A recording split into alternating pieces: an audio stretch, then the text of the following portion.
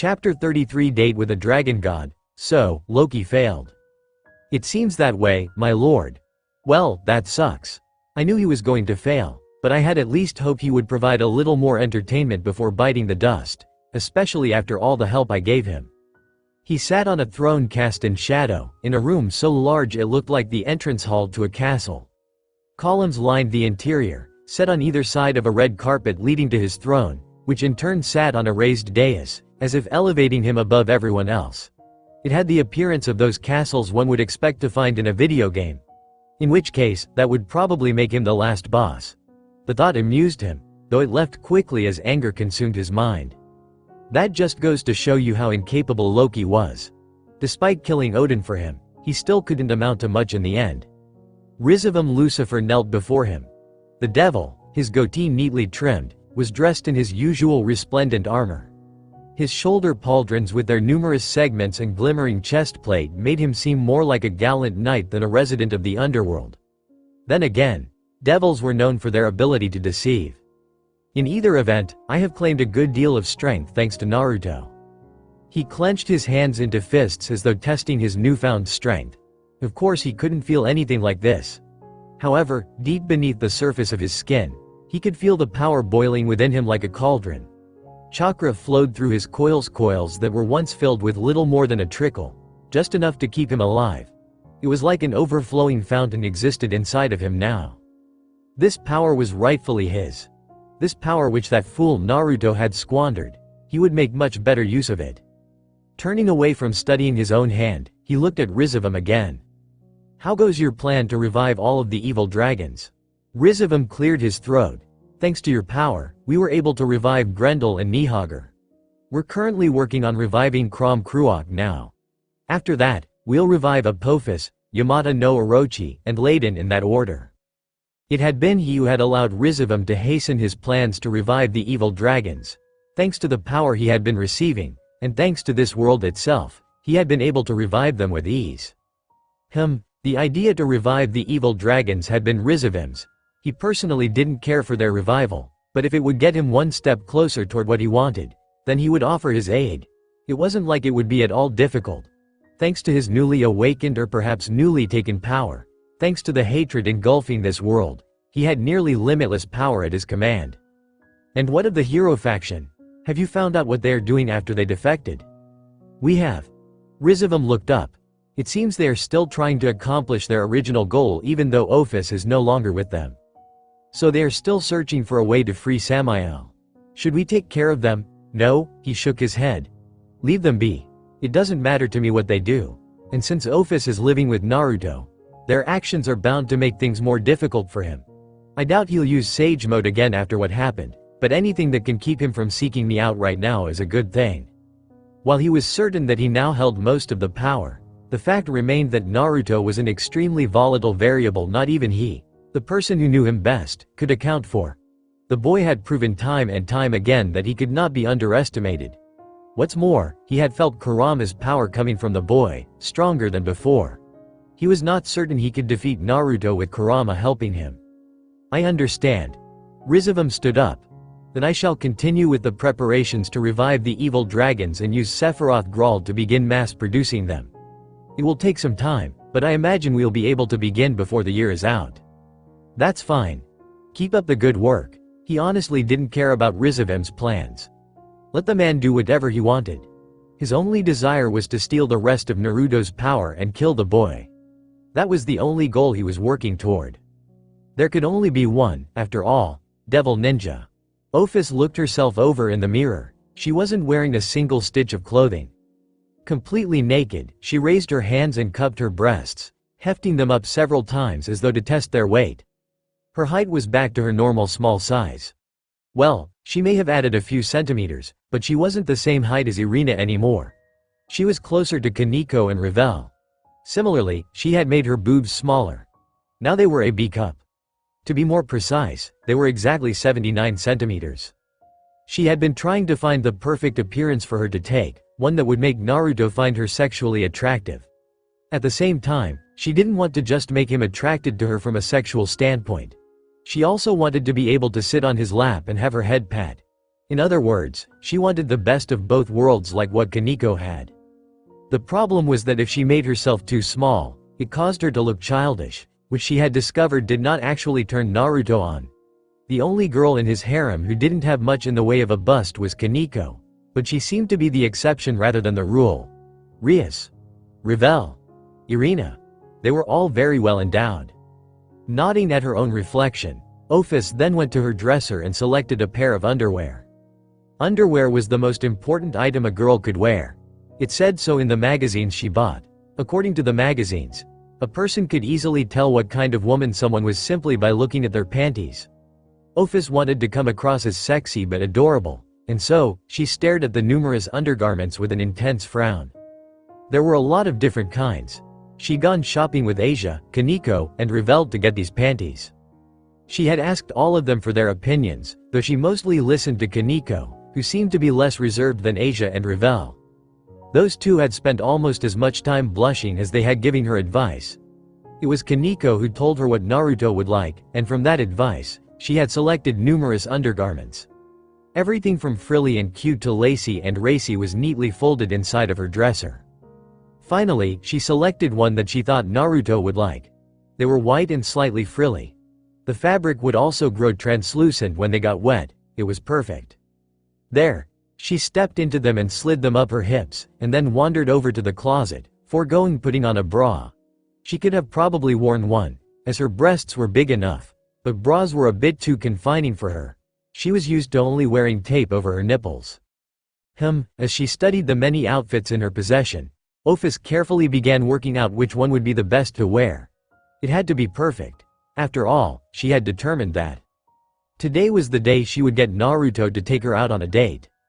Devil Ninja. Although it was early in the morning, Naruto and Rias were wide awake as they sat in her office. The warm wood of the walls combined with the numerous bookshelves lined with books gave the place a studious feel, like something he would have expected in the house of an old philosopher with a goatee who liked smoking on a pipe. There weren't many decorations, but Rias preferred simple arrangements and wasn't really one for posh and lavish interiors. They weren't doing any paperwork right now. That was because they had already finished. There also wasn't much to do. Ever since they had all returned from Greece after that battle against the Greek pantheon and the three factions' leaders, the amount of work Rias had been required to complete dropped. Of course, it wasn't like she didn't have any work that she needed to attend to. All her standard workload remained. But that was the stuff she'd been doing since before Naruto even became a reincarnated devil. She got it done in record time. I received a missive from my brother, Rias said as she sat on the couch across from him, left leg crossed over her right, arms crossed. She was only wearing some negligee. The purple and slightly see-through outfit made it hard to stare at something besides her pink nipples, especially with the way her crossed arms were pushing them up. I'm guessing the situation with the Greek pantheon has finally been resolved? Asked Naruto as the door to their left opened to admit Akeno and Revel. The two girls were dressed in regular outfits. Naruto took a moment to admire Revel as her white skirt swished around her long legs. It was short enough that a spirited twirl would allow him to see her panties. Likewise, her red off-the-shoulder top displayed a hint of cleavage. There was a fold-over detail along the top, which somehow made her already large bust seem even more prominent. Long sleeves and a flirty peplum hem with pleated detailing finished the shirt. Rias-sama, Akeno said as she pushed a cart into the room. Here's some tea and snacks for you and Naruto. You're not calling me Kitsune-kun anymore, Naruto noticed as Akeno began setting out the fine china.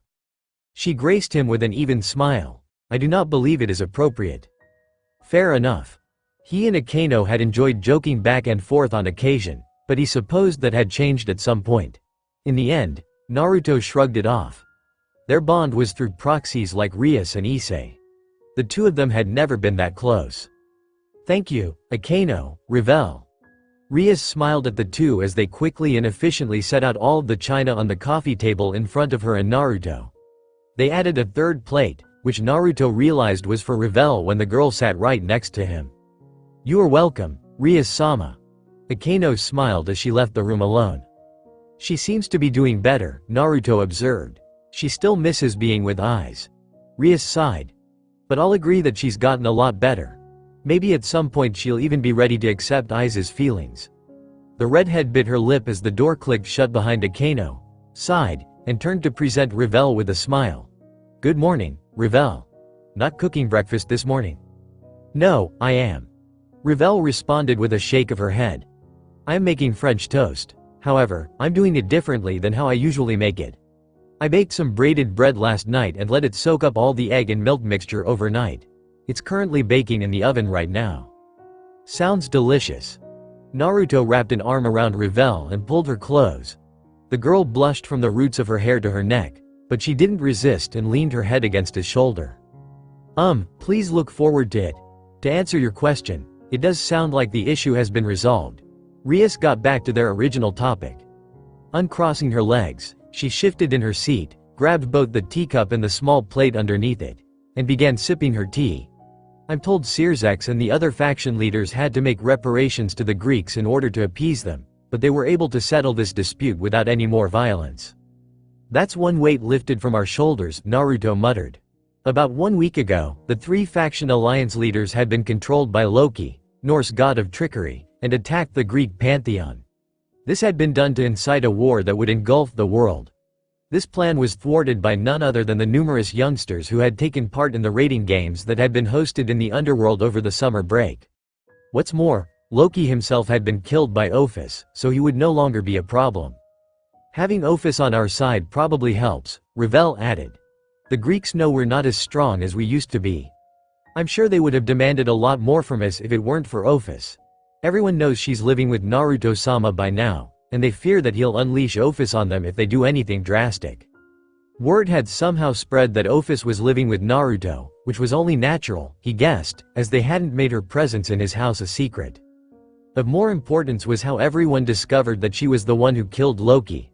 Given everything that happened, Naruto would have expected most people to be paying more attention to what happened in Greece and less to what happened in Asgard.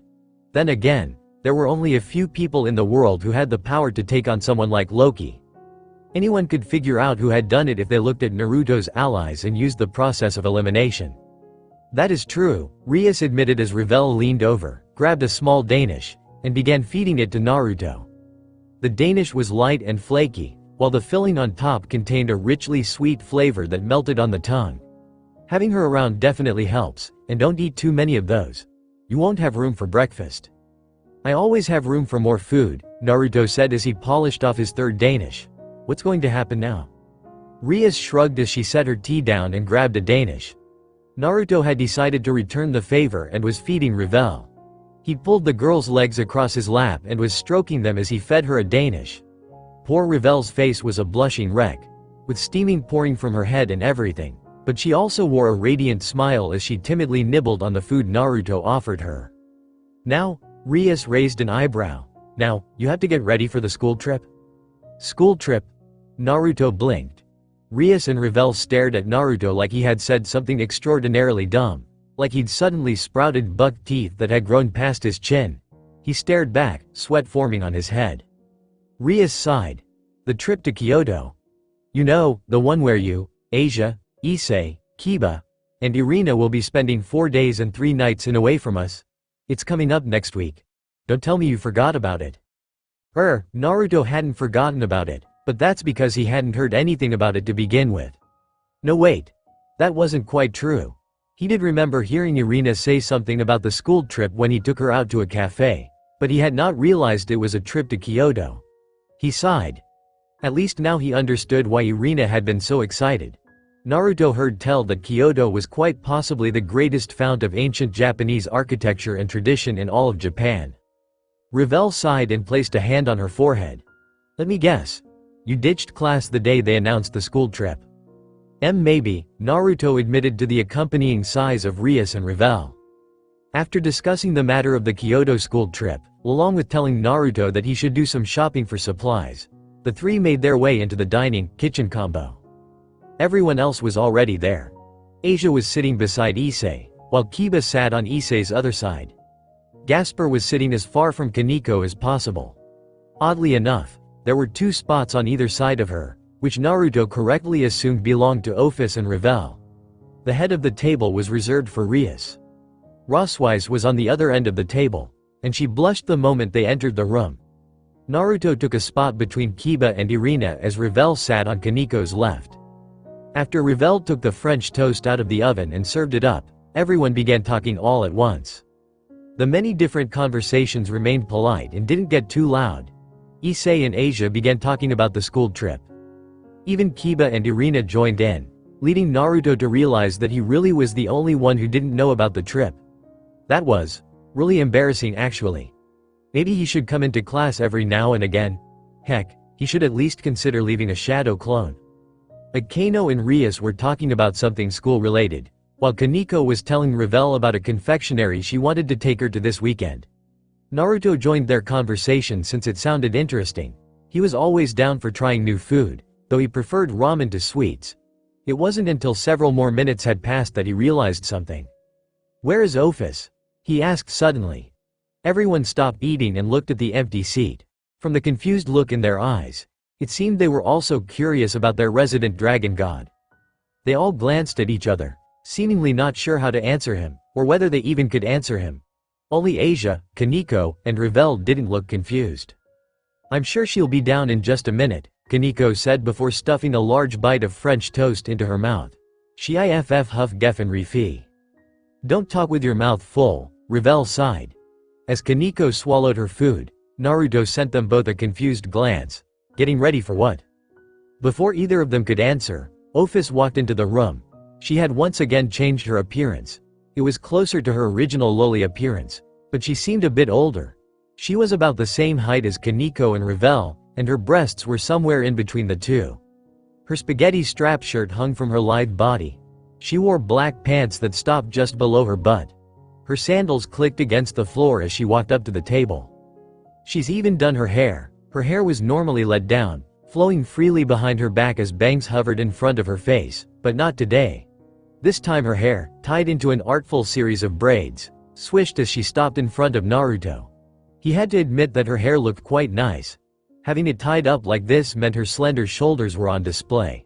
She was quite cute. "Naruto." Yes."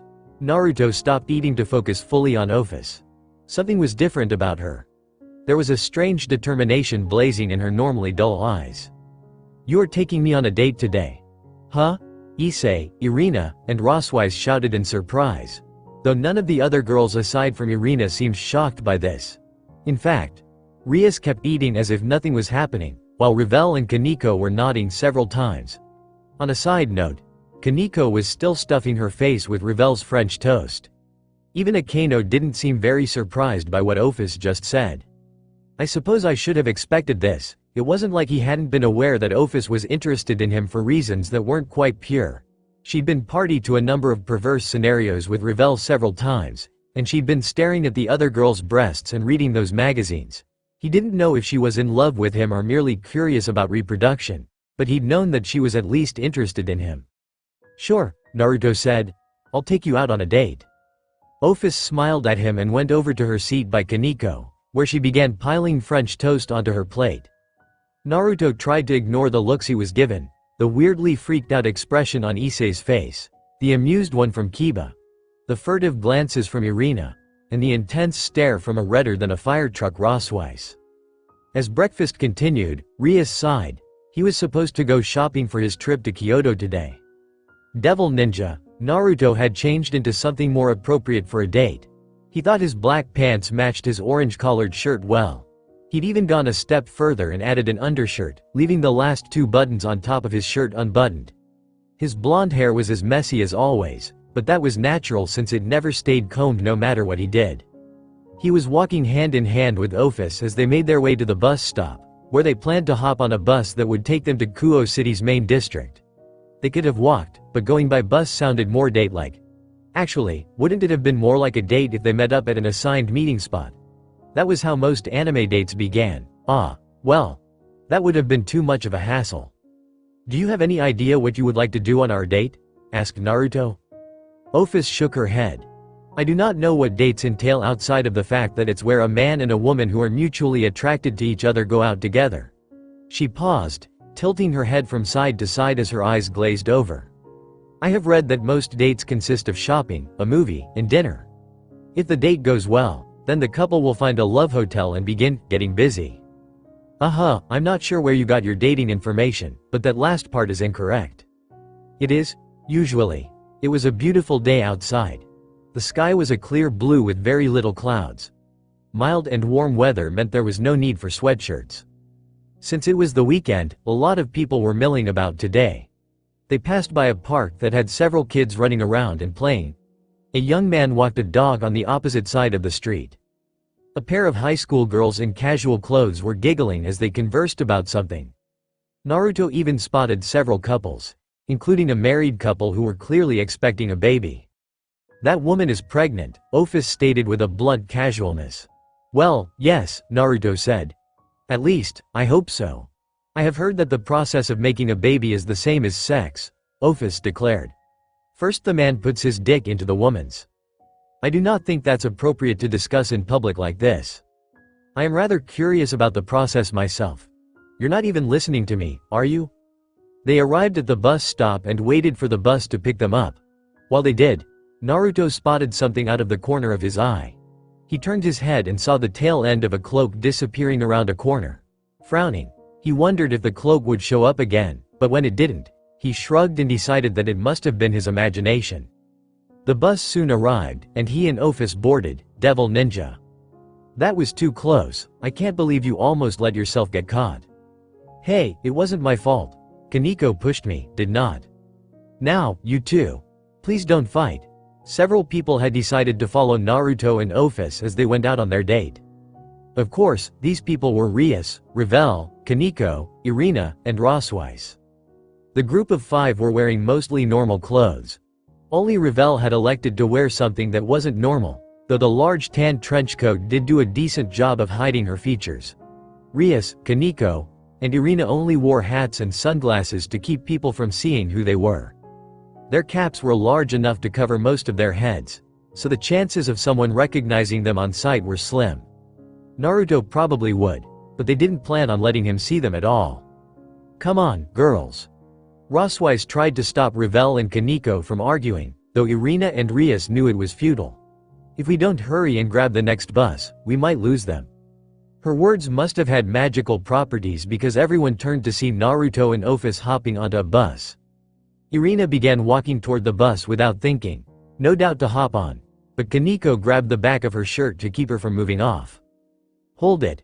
We can't get on their bus. They'll discover us for sure. Oh. Irina rubbed her head with a sheepish smile. Right. I didn't think about that. Obviously not. Kaneko rolled her eyes. Their bus is taking off, Revel said. Let's hurry to the stop and get on the next one. Kuo City wasn't a really big place. In fact, its population didn't exceed 25,000, making it one of the smaller cities in Japan. Because it wasn't very big, both in terms of population and in size, the buses all went to the same places like clockwork. What's more, buses appeared at 15-minute intervals, so hopping on the next one wouldn't take much time. Once the next bus arrived, they all sat at the front, the better to hop right off as soon as they reached their destination. Kaneko, Revel, and Irina were all sitting together, while Rias sat next to Roswise. I'm curious to know why you decided to come with us, Rias said to Roswise as the bus began its 15-minute trip into the city. The other girls are easy to understand, but I didn't think you had feelings for Naruto like they do. Oh, me? Roswise turned away to look out the window, but Rias could see her expression in the reflection. Her face could have outshone a mage's fire spell. And no particular reason. I'm really just curious to see what a date would be like. After all, her expression darkened suddenly, becoming so depressed it looked like there was a rain cloud hovering around her head. It's not like I have any experience with dating. There were any number of things Rias could have said to that, but she chose not to. She placed an arm around the woman's shoulder and comforted her. That said, a plan did begin forming in her mind, but she would need to talk to Naruto about her idea to see what he thought about it. The bus ride felt longer than it should have been. Rias chalked that up to dealing with a depressed Roswise. When they got off, the group began searching for Naruto and Office, who were fortunately not hard to spot even in the busy crowd. After all, there was only one person in the entire world who had spiky blonde hair like that and wore orange clothing. There he is. Irina was the first to spot them, and she pointed. They just entered the theater. Let's follow them, Revel said. I'm right behind you, Yakitori. As the two girls rushed off, Irina closed behind. Rias sighed as she guided the still depressed Rosweiss into the theater. Devil Ninja, there were a lot of movies playing in the theater and neither he nor Ophis knew any of them. That was, to be expected. Naruto didn't much care for movies and Ophis's only experience with movies was an offhand comment she'd heard about them almost 2 decades ago. The two of them stared at the movie posters with blank eyes. One of the posters looked like a romance movie, which Ophis expressed mild interest in but didn't seem enthusiastic about. It was a very stereotypical poster. The girl was being held in the guy's arms as they stood on a boat. It looked boring. What about that? Ophis pointed to a poster with a giant robot as the centerpiece. It didn't look anything like a Gundam, though, so Naruto thought it was just a normal mecha movie. The title of the movie was called Pacific Rim. You want to watch a movie about mecha? Asked Naruto. Ophis shrugged. I do not know. I have never seen a movie before, but she tilted her head. I have watched anime with you and the others. This one reminds me of that Gundam series we watched. You mean Gundam? Naruto sighed. You're lucky Rias wasn't here to hear you say that. She'd have been pissed at you for getting it wrong. Would she? Yes, she would. Naruto suddenly felt a shiver crawl up his spine, but he couldn't for the life of him figure out why. He looked around. No one was there. Well, no one was paying attention to them. There were plenty of people, though. Deciding to see Pacific Rim, the pair walked hand in hand to the ticket booth. The woman behind the glass eyed the pair as they told her what movie they wanted to see. Naruto could almost see the accusatory glare behind the woman's fake smile as she handed them their tickets. No doubt she thought he was some kind of disgusting pedophile or something and Naruto couldn't even blame her. Ophis still looked young, regardless of whether she'd made herself slightly taller and grown her boobies out. Then again, he couldn't have looked that much older than Ophis himself, could he? She's a several bazillion-year-old dragon god but chose to have the body of a child. He'd never really understood that trope, but he also couldn't really say anything. Ophis was cute. No, she was fucking adorable. And now that she'd decided to make herself look a bit older, she'd gone from being merely cute to being cute and pretty. He did wish she'd stuck with her Irina height and bust size, but she said being smaller was more comfortable. Whatever. It's not like I care what random strangers think. They went to the concession stand. Naruto ordered one large bag of popcorn and a large Coke, after putting as much butter and salt on the popcorn as he dared, essentially lathering it in gooey goodness. The two made their way through the hallway on their left and entered the theater where their movie was playing. Despite having 2 tickets, they only used 1 seat since Ophis had decided his lap was better than any comfy chair ever could be. She wiggled her butt against his crotch as she adjusted herself. He didn't think she was doing it on purpose, so he tried not to let it bother him. Quite the bold dragon god, you're telling me. I wonder if she's a god in bed. Somehow, I doubt that. You shouldn't converse with the fox when you are on a date with me. Ophis turned around and stared into his eyes. Naruto blinked. How did you know I was talking to Kurama? I can just tell. I see, sorry. Doing the only thing he could think of to placate her, Naruto began petting her head. He forced a smile. Her hair was lovely, but he couldn't run his fingers through it since it was braided. I promise, from now until the end of our date, I'll only pay attention to you. While her smile was small, it was still there. Good. Ophis settled back down, leaning against his chest to make herself comfortable. Naruto stopped petting her when she placed her head underneath his chin. He wrapped one arm around her stomach, then used the other to grab some popcorn, switching between feeding himself and feeding Ophis, who took each individual piece of popcorn into her mouth with a cute, chew, sound. Devil Ninja, NNNNNNNNNNNN. Rias was grinding her teeth as she, Kaneko, Irina, Ravel, and Rosweiss sat several seats above and behind Naruto and Ophis, looking down at the pair. The other girls leaned away from her as if she might bite their heads off. However, the redhead was not paying any attention to them. Her eyes were intently focused on drilling holes through Ophis's head. I'm not sure I understand why she is so angry, Rosweiss said. I thought she was perfectly okay with letting Naruto go on dates with other girls. She is, Ravel informed her with a nod. That isn't the issue here. Then what is? Asked Irina. Ophis called one of her favorite shows, Gungen. The answer came from Kaneko, who was munching on a bowl of popcorn covered in chocolate. If there's one surefire way to piss our president off, then it's getting the names of anime mixed up.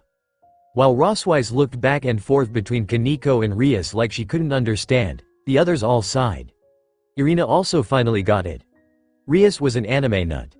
An otaku. Though maybe otaku wasn't the right word since she wasn't Japanese. Irina had once heard that non-Japanese people who loved Japanese things were called Japanophiles. You would be angry too if you spent almost a month introducing someone to all your favorite shows and they got the name of one wrong. Rias turned her glare on them. Office has been watching anime with me and Naruto for a while now, and this is one of my favorite franchises. How could she get the name wrong? It's unbelievable.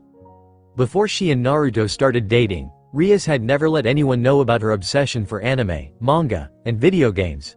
It was a well-kept secret.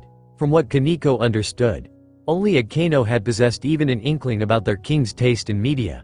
However, since becoming Naruto's girlfriend, she had been a lot more open. It probably had something to do with his acceptance of her favorite pastime. And now that you mention it, I do remember seeing all of you getting cozy on the couch and watching cartoons, Roswise said. Was that this Gundam thing? Revel's drill-shaped locks of hair swayed along like a pendulum as she shook her head. It might have been, but it was probably something else. None of us have watched Gundam in a long time. What did it look like?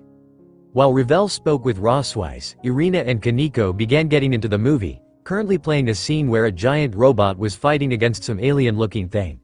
Kaneko offered her bowl to Irina, who grabbed a handful of popcorn and popped them into her mouth one by one. Meanwhile, Rias was still staring at Naruto and Office hard enough that everyone was surprised she hadn't lit the back of their heads on fire. Roswise crossed her arms and scrunched her nose in thought. I think there was a person with dog ears and silver hair, maybe, and there was a girl who kept telling him to sit. Inuyasha, Kaneko, Revel, and even Irina said at the same time. All the while, Rias kept her eyes locked onto her target. Devil Ninja. After watching the movie, which was corny but not all that bad, Naruto and Office left the theater and began walking around town.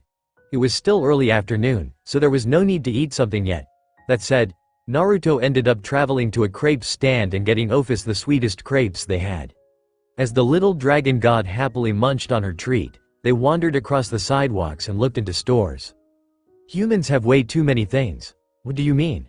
I mean they have a lot of useless stuff they don't need. Office glanced around some before pointing into the window of a shop. Take a look at this store.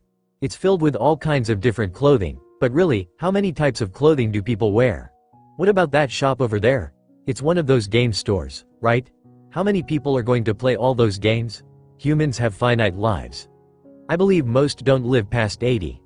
It just seems like there's more to do than anyone will ever be able to do in their lifetime. Naruto didn't say anything at first as Office polished off her crepe and threw the wrapper away in a trash bin. He almost snorted as the idea of a recycling dragon god took hold in his head. Holding back that thought, he leaned over, causing Office to turn his head, and swiped some of the cream on her lips with his finger.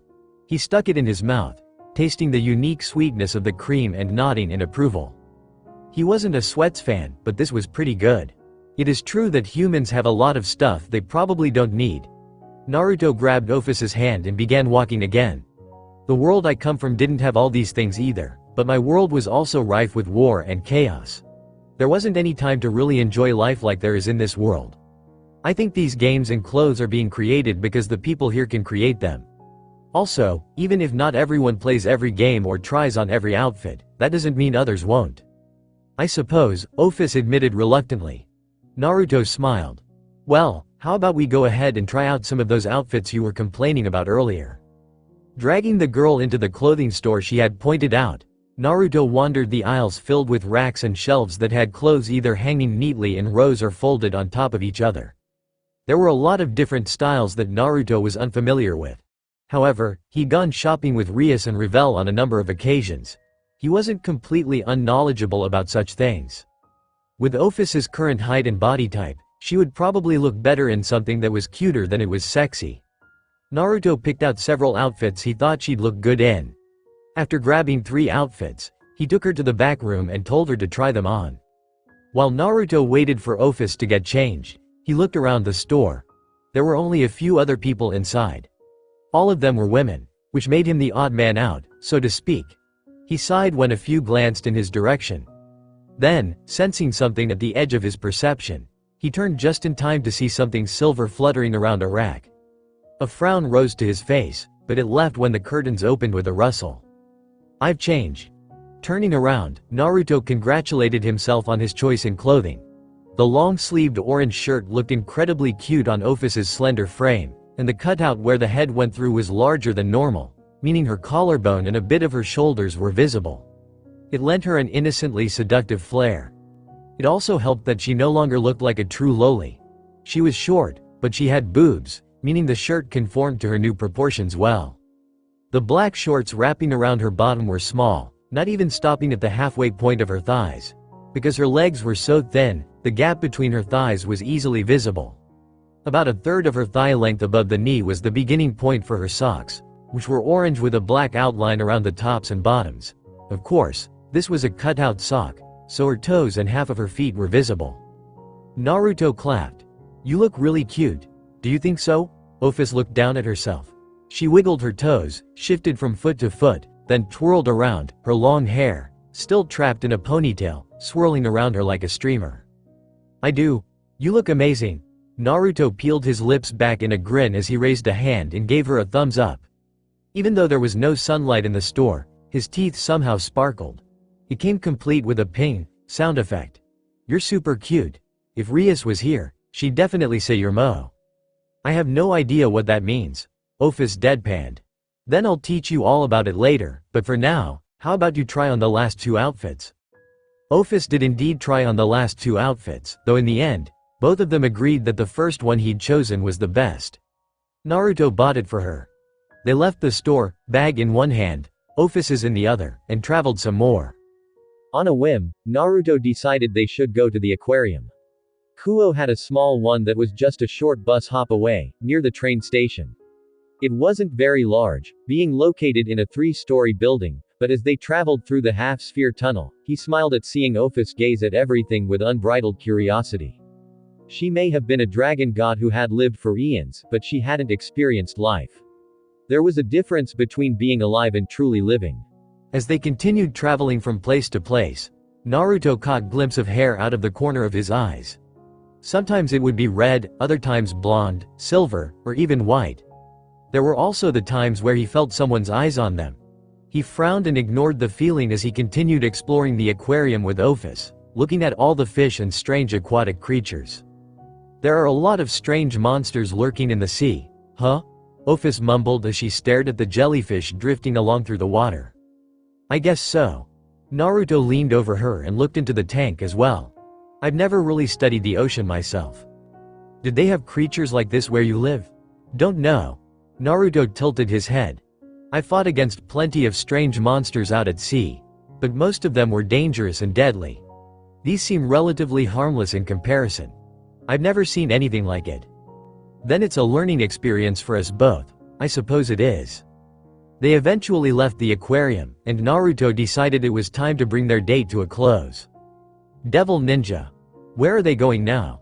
The group that had been following them all asked the same question as Naruto and Ophus wandered off, deeper into the city, where the buildings were more congested. None of them had ever been this far into Kuo. There had never been any reason to. Still, they followed the duo as they wandered down an alley, which led to This is? Irina gasped, cheeks flushing bright red. Rias gawked. "You don't think they?" "No," Rosweiss, blushing even brighter than Irina, shook her head. "Absolutely not. There's no way. I mean, wouldn't Naruto get in trouble?" The place where Naruto and Ophus had wandered into, which could only be accessed by traveling through the city proper and taking a turn into a rarely used street, was gaudy, bright, and filled with neon signs. Many of the signs hanging on the buildings had hearts and strange symbols. The buildings, ranging from 4 to 6 stories, looked innocuous, but those signs, with titles like Love Motel 6 and Hotel Passione, let anyone know what sort of place they had wandered into. This was the red light district. "There aren't any laws against it, if that's what you mean," Rias said.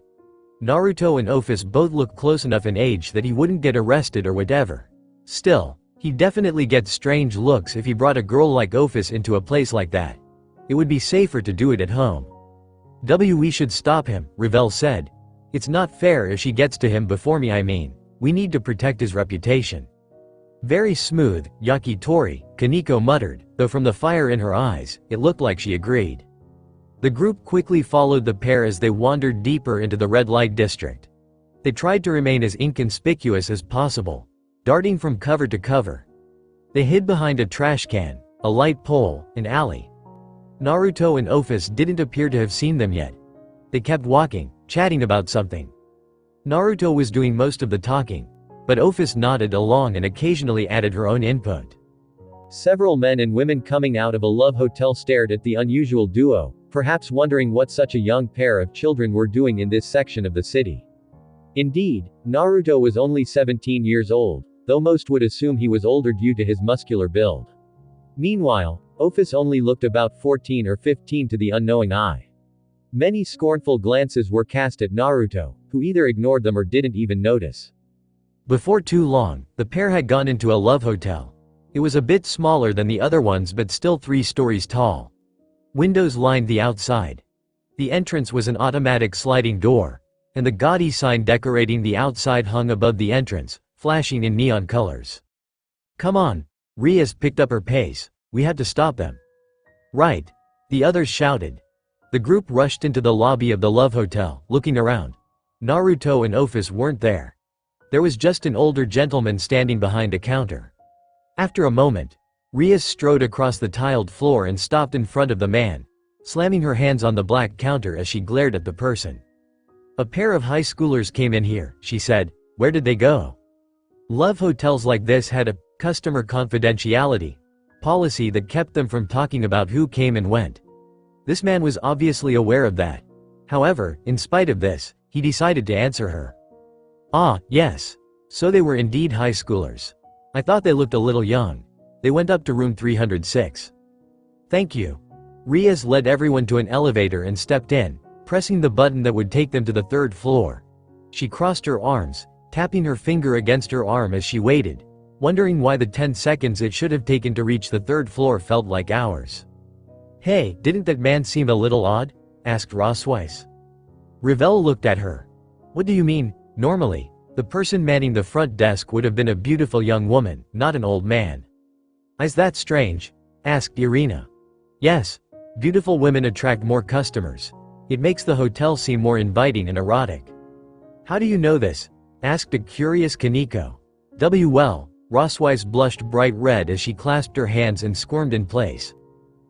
You know I was Odin's secretary back in Asgard and, well, he often went to places like this, so."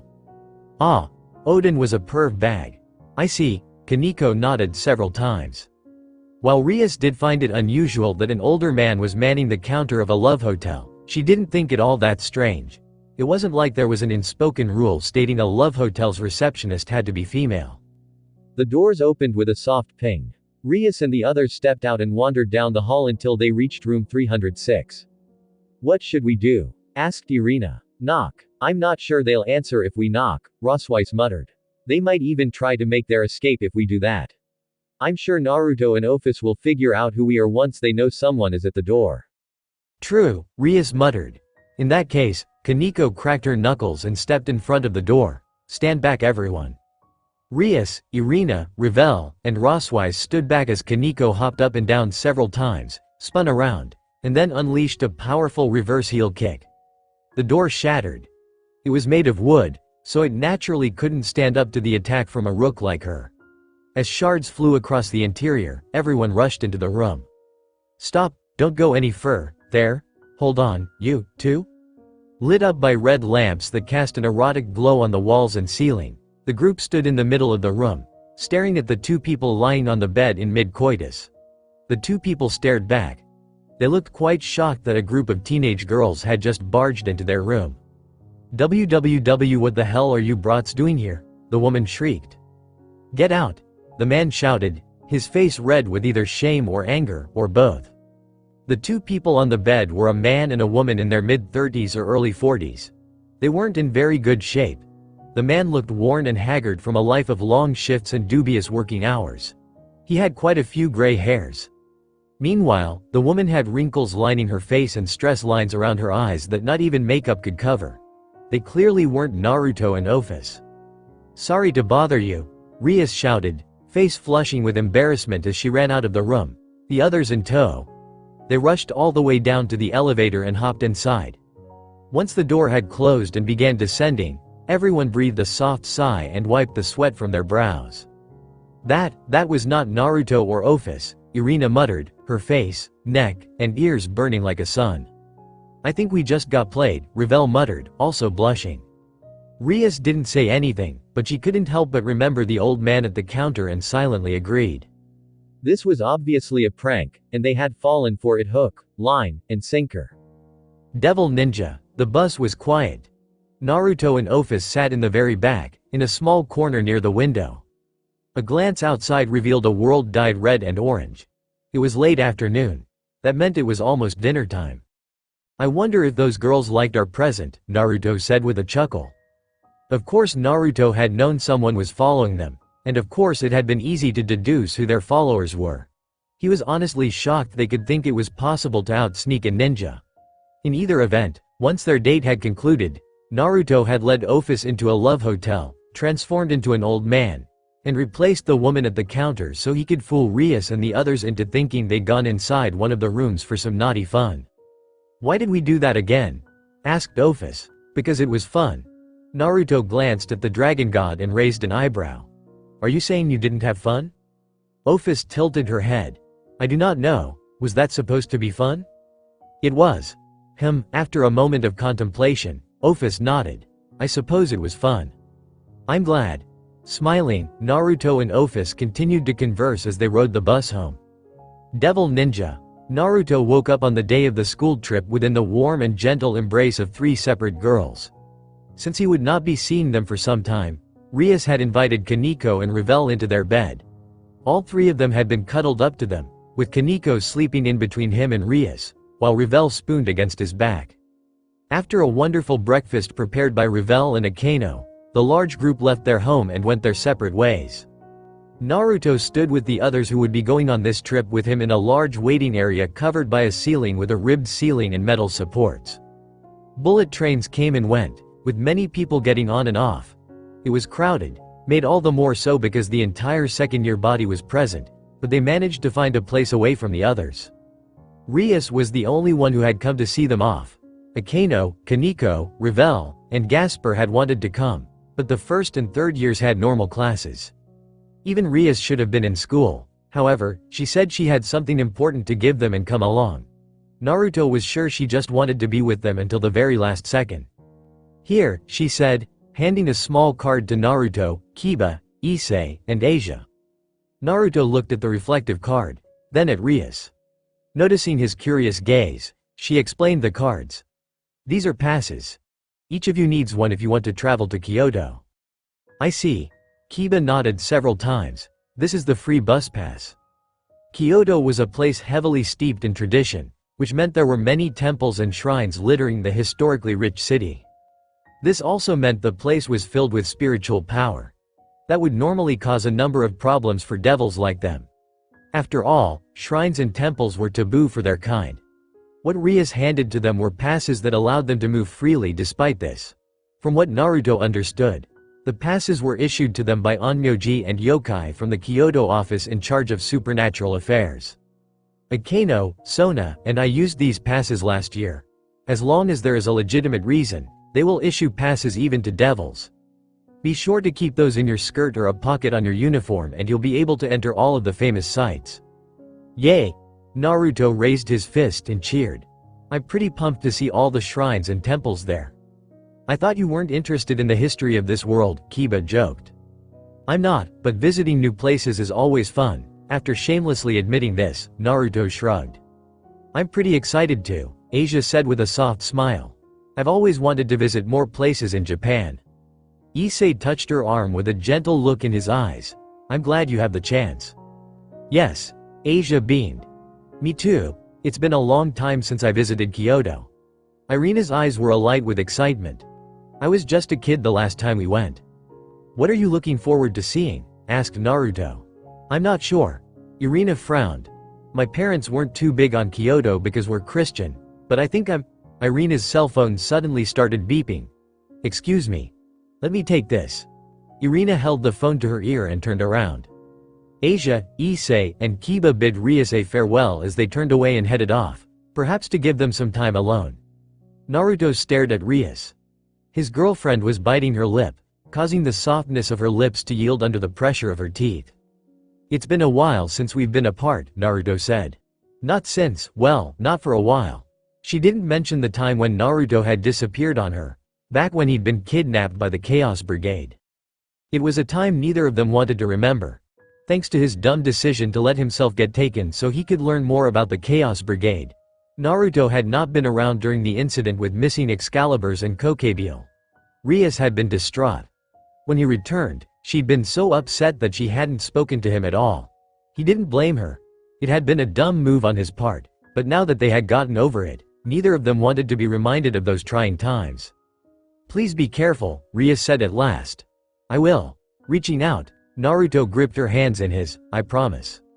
Ryus stepped forward and leaned over, placing her head against his shoulder. She took a deep breath. Then, lifting her head, Ryus leaned up and pressed their lips together. Naruto kissed back. Her lips were soft and pleasant, warm and wonderful. He wished this moment could have lasted, but she eventually pulled back. "I feel a little guilty," she admitted. "I got to see you all the way to the end, but Revel and Kaneko couldn't leave school. I gave them a proper goodbye this morning," Naruto said in her defense, then sighed. "But I understand what you mean. Be sure to take them out when you come back home." Naruto could not stop from smiling at her words, at the kindness in her tone and suggestion. How many girlfriends would tell him to take another girl out on a date? He supposed it depended on whether or not they were human. Even so, that Ryus cared enough for the other girls that she was willing to let them be with him showed how kind and loving she was toward those two. "I will." Naruto nodded. "You and I will also have to go on a date when I get back home." Ryus smiled at his words. "Take care of yourself in Kyoto." "Will do." After sharing one more kiss, which caused a strange surge of venomous glares to hit his back from the male second years, Naruto pulled back and went over to the others. It was time for the school trip to begin. Chapter 34. Misunderstandings. Roughly 10 minutes had passed since the bullet train left Tokyo Station. Naruto stared out the window, watching as the city flew past. Through his reflection in the window, he could see the frown that had appeared some time ago. The idea of traveling on a bullet train used to excite him, but now that he'd seen what they could do, he found himself slightly disappointed. Sure, these trains were fast. However, Naruto could run this fast without even relying on his chakra. That said, it wasn't like he didn't understand how useful trains were. The ability to transport large amounts of people and goods was invaluable. He recognized their usefulness, even if the hype had worn off. Trains were rare in the elemental nations. In fact, there were only a few nations that had the technology and power to create them. Yuki no Kuni, or rather, Haru no Kuni had been one. Doto Kazuhana had been able to turn Yuki no Kuni into one of the most powerful nations with them.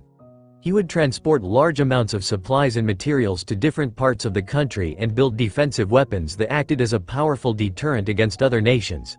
Not that it had helped him in the long run. "Are you okay, Naruto?" asked Irina. Naruto pulled his gaze away from the window to see Irina sitting next to him, gazing at him with concern. On the other side of Irina was Kiba. Like the young angel girl, the princely swordsman was staring at him with something like concern. "I'm fine," he told them with a wave of his hand. "I was just thinking about my home." "Your home? You mean the elemental nations?" asked Kiba, leaning forward so he could look at Naruto. Kiba was sitting on the aisle side of the train. Irina was in the middle, and Naruto had the window seat. "Yes." Nodding once, he gestured to the train. "The elemental nations isn't as technologically advanced as this world is.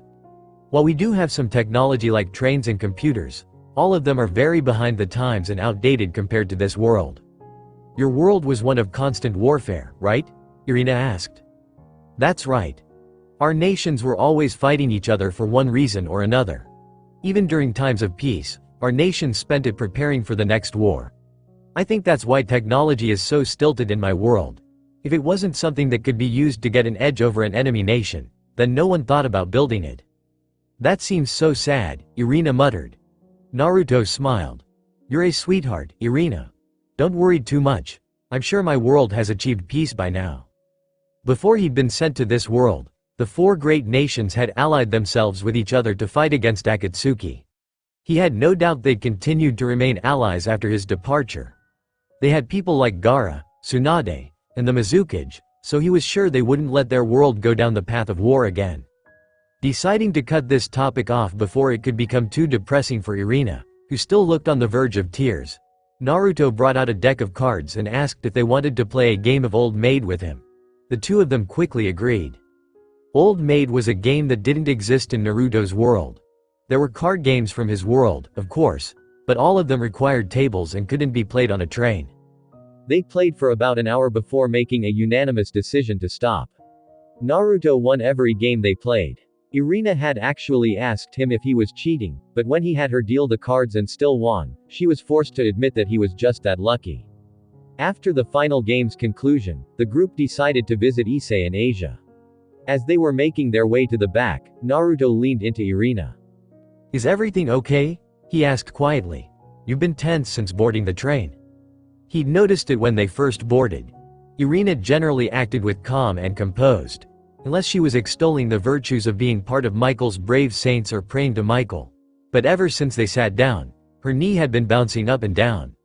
Most people would probably just assume she was anxious about the school trip. Naruto didn't. Irina wouldn't be feeling anxious about traveling to Kyoto for school. Even if she was excited about traveling, she would have shown it in a different manner, such as talking about all the places she wanted to visit. That she hadn't even mentioned what sights she would like to see told him that something else was bothering her. Irina stiffened as she turned to face him. She flushed a bit, likely due to the proximity of their faces, but she quickly shook her head. Well, it's not nothing, but I don't really want to talk about it right now. I'll tell you later. I'll hold you to that. They arrived in the train car that housed Issei's class. A number of squeals went up when the girls saw Kiba enter, though the enthusiasm of those squeals dropped off when they noticed where Kiba was heading. Is he going over to Kyoto? How can this be? No, Kiba, don't do it. You'll become tainted with that pervert's filthy germs. The very air that Lecture breathes is toxic, Kiba-kun. Naruto glanced at the girls pleading with Kiba not to sit by Issei, who looked about ready to cry himself. He snickered.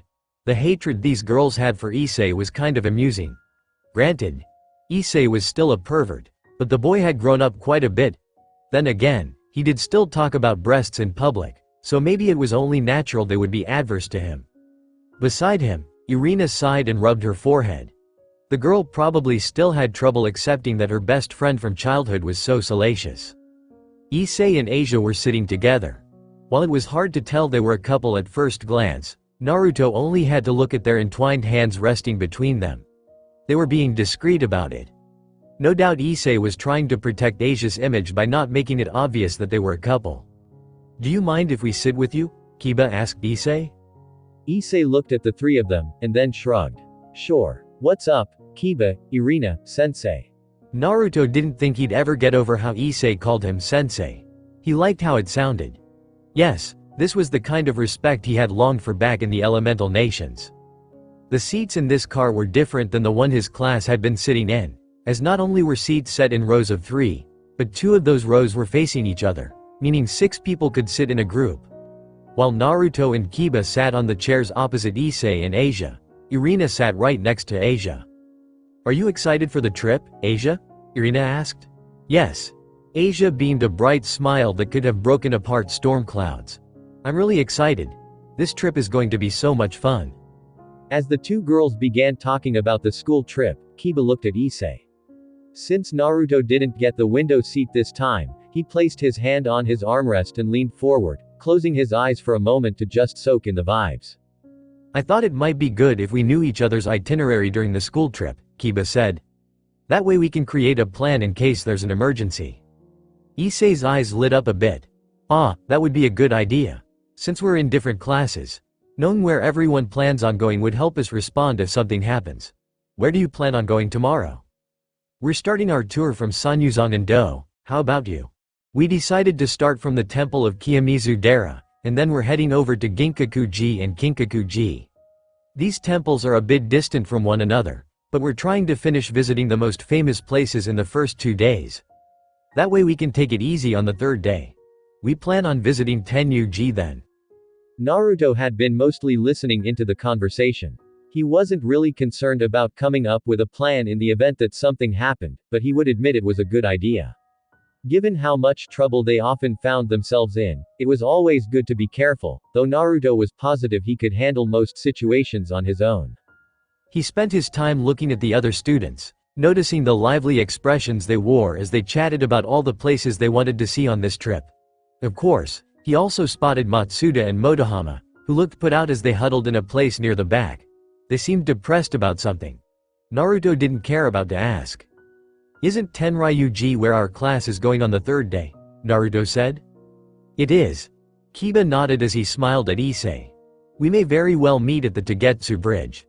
What is your class doing on the last day?" "Our class just plans on walking through Kyoto Station and buying souvenirs," Issei said.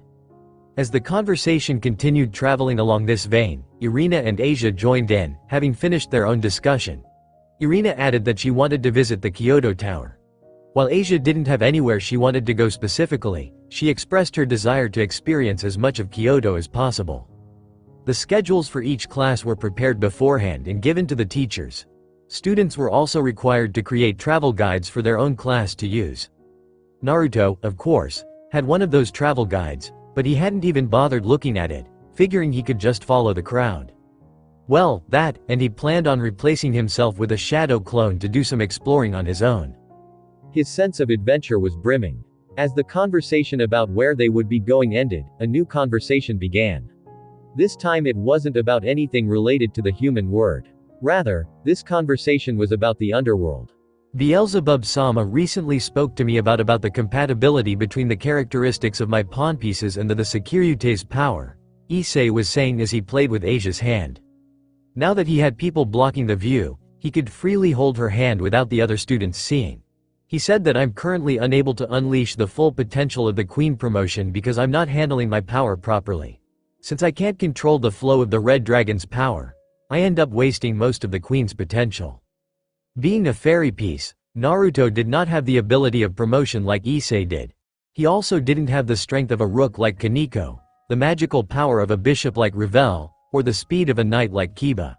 In fact, the fairy piece offered him no benefit whatsoever. That was just fine with him. Naruto didn't think he needed some extra enhancement or anything. He was awesome without any additional powers. "Sounds like you have it rough," Kiba said in a sympathetic voice.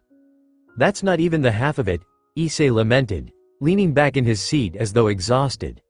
"Never mind mastering the Queen's abilities. I haven't even mastered the rook, knight, or bishop's powers.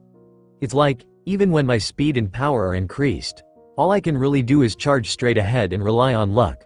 Honestly, if it weren't for Sensei teaching me new ways to fight, I probably wouldn't have won even half the battles I've been in." At those words, everyone looked at Naruto, the sensei.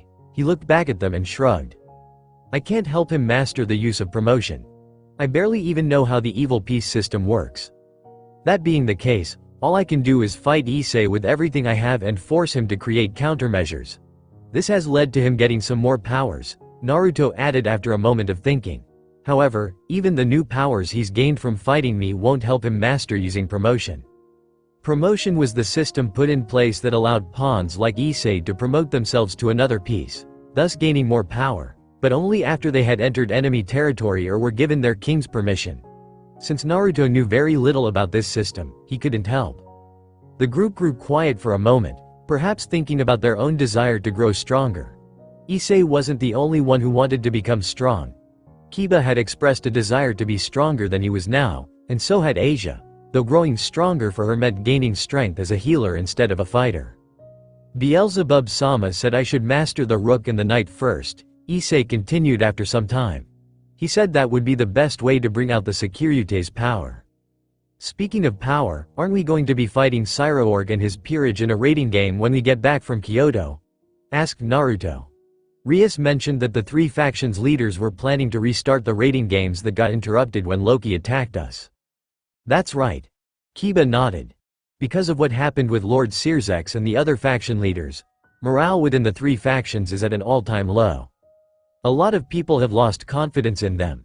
Some of the people in the underworld are saying that if their supreme leaders can be controlled so easily, then it must mean they are unfit to rule. They plan on restarting the rating games as a means of getting everyone's minds off the latest events. Of course. I believe they also plan on putting all of us, the groups who reacted without hesitation to rescue them, on a pedestal. So they're trying to hold us up as heroes, basically. Naruto hummed as he realized what Azazel, Michael, and Sirzek's plan probably was. Since faith in them was currently shattered, they wanted to present a group of people who members of the three factions could place their faith in. Naruto and the other young devils, angels, and fallen angels had saved Sirzek, Michael, and Azazel at great personal risk. What's more, they had averted a war with the Greek pantheon. Those were achievements not just anyone could boast about. Pretty devious, he said at last. What did you expect? Asked Kiba, shrugging his shoulders in a helpless gesture. They need to do something, and while this is only a stopgap solution, it should buy them some time to rebuild faith in their leading abilities. Naruto couldn't disagree. When their conversation with Issei and Asia ended, Kiba, Irina, and Naruto wandered back into the car with their class and sat down. They talked for a bit longer, but eventually ran out of things to discuss. After that, Irina wandered over to chat with some of the girls in her class. Kiba didn't talk to any of the boys, but he quietly sipped a cafe latte he'd bought from the passing concession stand lady. Naruto wondered if the boy even realized the girls in their class were drooling over him as he sat there sipping his beverage like a prince. As for Naruto himself, well, he was having a conversation with his inner furry. I don't want to question your sanity, but I'm really questioning it right now. Are you sure this will work? Fairly sure. I based the jutsu off the reverse summoning technique used by the toads of Mount Myoboku. Though I guess you could say it's more like a combination of regular and reverse summoning. We've tried figuring out ways to use your powers without destroying our surroundings. Nothing has worked so far, and I believe the reason is that I just can't control your power. You're too strong. Maybe if I became stronger as a devil, it would be possible, but that's not something I can see happening for a while yet. Naruto and Kurama had been working together to figure out a way to use Kurama's immense power for some time now. The fact of the matter was that Kurama was just stronger than him. His own power had been steadily decreasing. Neither of them could figure out why. All they knew was that whenever Naruto entered Sage mode, his chakra had been flowing out of him and wasn't returning. They had tried tracking the flow of chakra, but that had turned out to be a bust. Whatever had stolen his power was also blocking their ability to follow it. It does seem sound enough, but that is only if it works, and in order for it to work, not only do you and I need to perfectly synchronize our hand seals, we also have to match our chakra wavelengths to each other. You know what will happen if we fail, don't you? You and I will be torn apart from the resulting explosion, and we'll probably take half the country with us. Naruto flinched as an image of Japan being blown to Kingdom Come entered his mind. Yes, that was exactly what would happen if they failed. Kurama's immense power would annihilate this little island nation. I know what will happen if we fail. You don't need to remind me, however, I also know that you and I need to do something. I hate to admit it, but until we can figure out what's happening to my chakra, we can no longer rely on my power when the going gets tough. If an opponent stronger than me shows up right now, we'll have to rely on you. You do bring up a good point, but let us hope it doesn't come to that. Believe me, I am praying we don't actually have to use this jutsu as much as you are, Naruto said to his companion. Outside, the train continued racing across the tracks.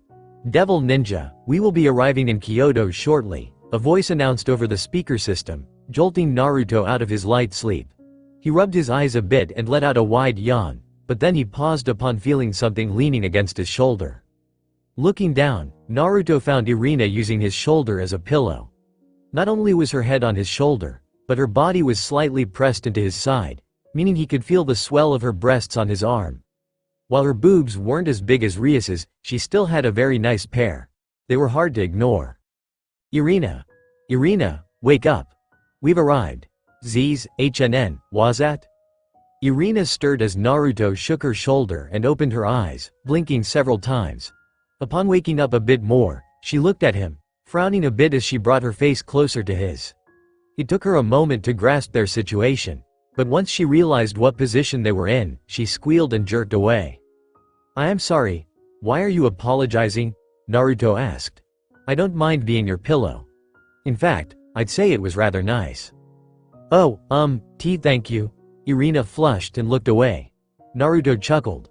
For someone with such a vivacious body, Irina sure was cute. Kiba just looked at the two of them and shook his head. Once the train had stopped, everyone grabbed their luggage and exited, stepping onto the Kyoto train station platform. Naruto took a moment to admire the massive train station. He wouldn't say the station was as big as the one in Tokyo, but it was pretty huge. Not only were there thousands of people wandering around, but he saw numerous places to eat and shop, and the Kyoto station roof was even covered by a gigantic atrium. Numerous escalators and elevators dotted the interior space, leading to another floor. It was all very modern. This place is amazing, Irina muttered as she clasped her hands together. She had stars in her eyes. I'd love to build a spectacular railway like this in heaven. Is that one of your dreams? Asked Naruto. Well, not really. Irina gave an embarrassed laugh as she rubbed the back of her head. I just think it would be nice if there was something like this in heaven. Don't you think a train station would be convenient? Well, yeah. I guess it would. Huh? While Naruto and Irina were talking, Kiba traveled to the head of the procession and clapped his hands together, getting everyone's attention. He was the coordinator for their class. It was his job to keep everyone on track. Okay, everyone, our meeting point is on the ground floor lobby of our hotel. Let's not dawdle around here and begin heading there now. If we don't get there quickly, we won't have time for free activities this afternoon.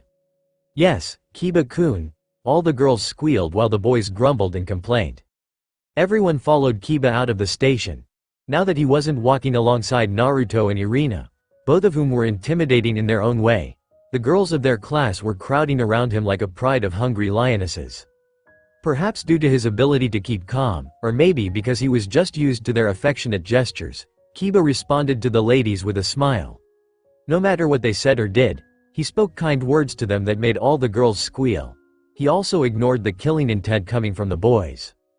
Kiba-kun sure is popular, huh? Asked Irina. Yeah. Naruto nodded. That's why they call him the Prince of Ko Academy. Upon leaving Kyoto Station, Naruto was surprised to find what appeared to be a completely modern Japanese city waiting for them. He hadn't been sure what to expect. That said, he did have some expectations. He'd been under the impression that Kyoto was a traditional city, so he'd been expecting more ancient Japanese structures right off the bat, like temples and stuff. As he and Irina followed Kiba through the crowds of people, he knew that massive, modern-day buildings and people dressed in business suits had not been within his expectations at all. Look, Naruto. Irina pointed at something in the distance. It's the Kyoto Tower. Naruto looked over to see the fabled Kyoto Tower, which stood far above all the other buildings, resting on top of a structure shaped like an inverted cylinder. The tower had a bit of an odd shape to it. There was something like a donut going around its neat donut-shaped construct. She and Asia had been talking about going inside it on their last day. The hotel was only a few minutes' walk from the train station. Aside from their class, Naruto also saw Issei's class and several other classes walking in the same direction. He could easily tell who they were by their winter uniforms. Oppai, as they were walking, everyone stopped upon hearing the scream. It wasn't just the scream itself that stopped them, it was the word that was screamed. What are you people looking at? It wasn't me. Issei's shout could be heard somewhere ahead of them. Ah! Get away from me, you pervert, Oppai, Oppai, Oppai. The commotion was not from Issei at all, and in fact, it was happening several meters away. A young woman was backing away from a man who was chasing her. The man had the look of a zombie.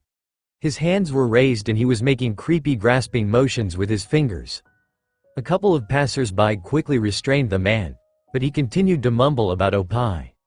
A pair of police officers quickly arrived on the scene. They cuffed the man and dragged him off. He was still mumbling about Oppai when they left. What was all that about? Asked Irina as the Kuo Academy students began moving once again. No idea, Naruto muttered, though he did feel there was something familiar in how that man had acted. I guess Kyoto isn't as peaceful as we all assumed. I guess not. The hotel that they were staying at was called the Kyoto Sears Hotel. It was tall even by most hotel standards, with at least 12 stories and a ritzy appearance that reminded him of the mansions he'd stayed at with Rias. He'd expected nothing less from a hotel owned and operated by the Gremory clan. On a side note, the Kyoto Serafal Hotel was under construction just a few buildings away. After the students showed their identification cards to the attendants, everyone was given detailed instructions on how to reach the lobby. The front door was actually just a waiting area and not the lobby itself. However, even the waiting area was ostentatious beyond anything that could be expected from a normal hotel. As the other students gawked at the busts, artwork, and polished to a shine tiled floor, Naruto, Kiba, and Irina kept their eyes ahead and entered the lobby. A lot of students were already gathered in the lobby, which was about twice the size of the waiting area. When each class arrived, they took roll call to confirm that everyone was present, and then stood or sat around so they could listen to the teacher's announcements. As Naruto stood beside Irina and Kiba, he found Azazel and Roswise discussing something among themselves, though they soon stopped when it became Roswise's turn to talk.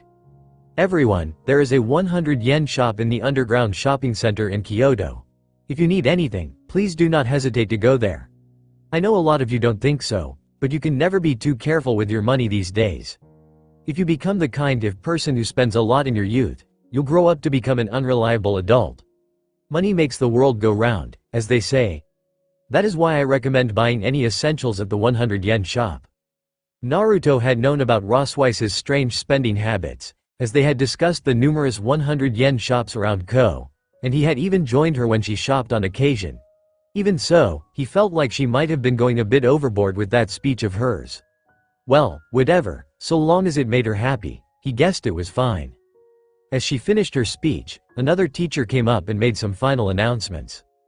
"After putting away your luggage, you will be free to do whatever you want until 5 p.m., but please don't wander too far from the hotel. Stick to the area around the Kyoto railway station and make sure you're back in your rooms by 5:30.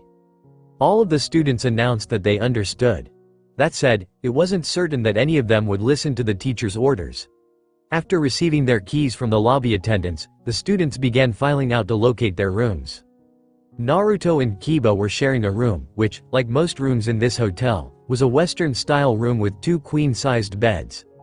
Given that he wouldn't be sleeping with anyone on this trip, the size was more than adequate. Not only were the beds large and comfortable, but the decor of the room was tasteful. As he looked at some of the art hanging from the wall in their room, Naruto thought he saw Graphia's unique taste on display. I wonder if she had a hand in designing these rooms. He still wouldn't say he knew Graphia very well, but deciding to personally choose the decorations for a hotel owned by Searsex sounded like something she would do. She'd probably say something like, "It's the duty of a maid to ensure her master's business has adequate decoration." Naruto set his luggage by the bed and put his clothes, toiletries, and other necessities away alongside Kiba. The two of them talked while working to make the time go by faster. That said, they mostly talked about swords and training. Even though they were on a school trip, the two of them had no intention of neglecting their training. "Now that we're packed up, I think we should meet with Irina and the others," Kiba said. Naruto nodded. "Since it's free time today, we should be able to hang out Eyes and Asia as well. Let's go find them once we meet up with Irina." "Definitely, it will be a lot more fun if we're in a big group," Kiba agreed with a smile. As they left the room, Naruto couldn't help but grin. Their Kyoto school trip was finally about to begin. Devil Ninja, Naruto, Kiba, and Irina hooked up with Issei, Asia, Kiryu, Matsuda, and Motohama after getting everything unpacked. Then they hopped onto a train. They were going from Kyoto Station to Inari Station, which was just one stop. Naruto felt they could have walked, but no one else wanted to walk around like he did. "Can you believe it, sensei? They gave me a crappy little tatami room that's barely large enough to fit a single person inside," Issei complained as he sat next to Naruto and Kiba. "I mean, I understand that it's so we can have meetings without worrying about other people coming in and finding out about devils, but I really wanted to get a nice room like everyone else." The girls were all sitting together as they looked out the window. Motohama and Matsuda were snapping pictures of anything and everything. Naruto was just glad the two of them weren't trying to perv on women, but he guessed they were the kind of perverts who only watched porn and talked about perving in loud, raucous voices. Well, they also peeped, but aside from that they were harmless. "That's just the way things worked out," Kiba said to Issei's complaint. "I think the original plan was for Naruto to have his own room, but Naruto is in my class now, so he and I are sharing a room to avoid someone accidentally stumbling upon the fact that we're devils." "Yeah, I know," Issei sighed. "I just really wanted to share a room with Asia." "Understandable." Kiba nodded. The train soon stopped and everyone disembarked. As they exited the train, Naruto looked around and found the road leading to Fushimi Inari. A loud thumping echoed inside of him, causing Naruto to grin. You seem excited. HMPH. These humans are worshipping a fox god. They have good taste. This particular part of Kyoto was split by a canal running through it. To reach the Inari shrine, they would have to cross over the canal and head toward the massive red torii that marked the shrine entrance. Irina. Irina. Look at these cute fox plushies. Aw, they're so adorable, they remind me of Naruto. At least if they could get Irina and Asia away from the numerous shops lining the street around the station. There were quite a few of them. What's more, it seemed that because this area held the shrine dedicated to Inari, their primary merchandise were various fox toys. Naruto could even see several figures of sexy anime fox girls in a store window. Rias would love those. Hee, this is great. The two beauties enjoying the sights and sounds of Kyoto in all its splendor. I must get a picture of this. Matsuda grinned lecherously as he began snapping photos of the two. Naruto frowned a bit. He didn't like the idea of this man having Irina's photo, or photos of his little sister Asia's, for that matter, but neither of them seemed to mind, so he let it go. Standing disgruntled off to the side, Kiryu narrowed her eyes. What about me? You're ugly, so there's no way I'm snapping photos of UGYA. Naruto could only shake his head when Kiryu stomped on Matsuda's foot and stormed off. The perverted trio member nearly dropped his camera thanks to her, though he saved it at the last moment with some impressive juggling. Come on, you two, Naruto called out to Asia and Irina. We're gonna see the shrine. Coming, Asia called out as she and Irina left the shops and moved over to them. Located in a section of Kyoto that was canopied by trees, Fushimi Inari was marked by thousands of red torii gates. As Naruto walked through the gates with everyone else, he couldn't help but notice the strange hum that came from all around them. It was different from nature chakra used by Sage Mode. However, there was a natural energy permeating this place that he'd never felt anywhere else. It must be the energy from the god enshrined here. Inari is a powerful god of the Japanese religion, right? According to some of the research I've done, Inari is the god of foxes, fertility, rice, sake, agriculture, industry, and general prosperity and worldly success. He seems to be a pretty big deal. That's probably why. They continued traveling through the numerous torii, which didn't just move in a straight or even curved line.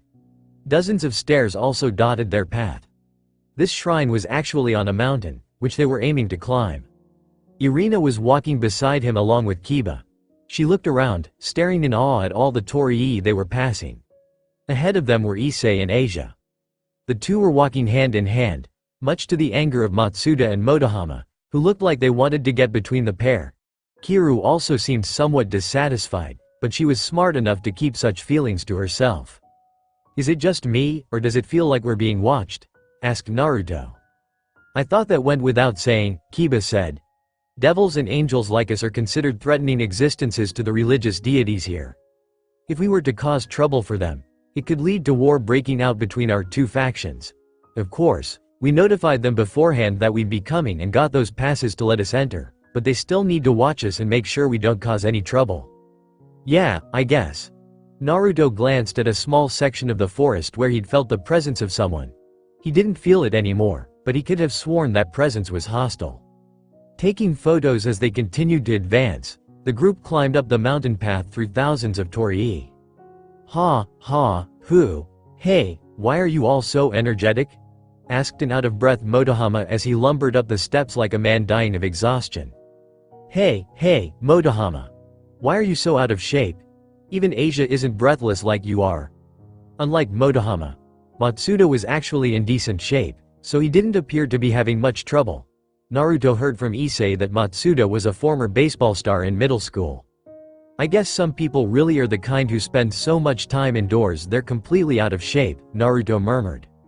There were several rest stops along the way, so they took several breaks and checked out the little stores that sat in those areas. Sadly, they were forced to stick together. Naruto frowned as he realized that talking to Irina about whatever was bothering her wouldn't be possible in this group. He'd been hoping to get some time alone so he could speak to her in private. Aside from forest, the place surrounding Fushimi Inari was littered with cultivated gardens and small ponds. The scenery gave the mountain a very peaceful air.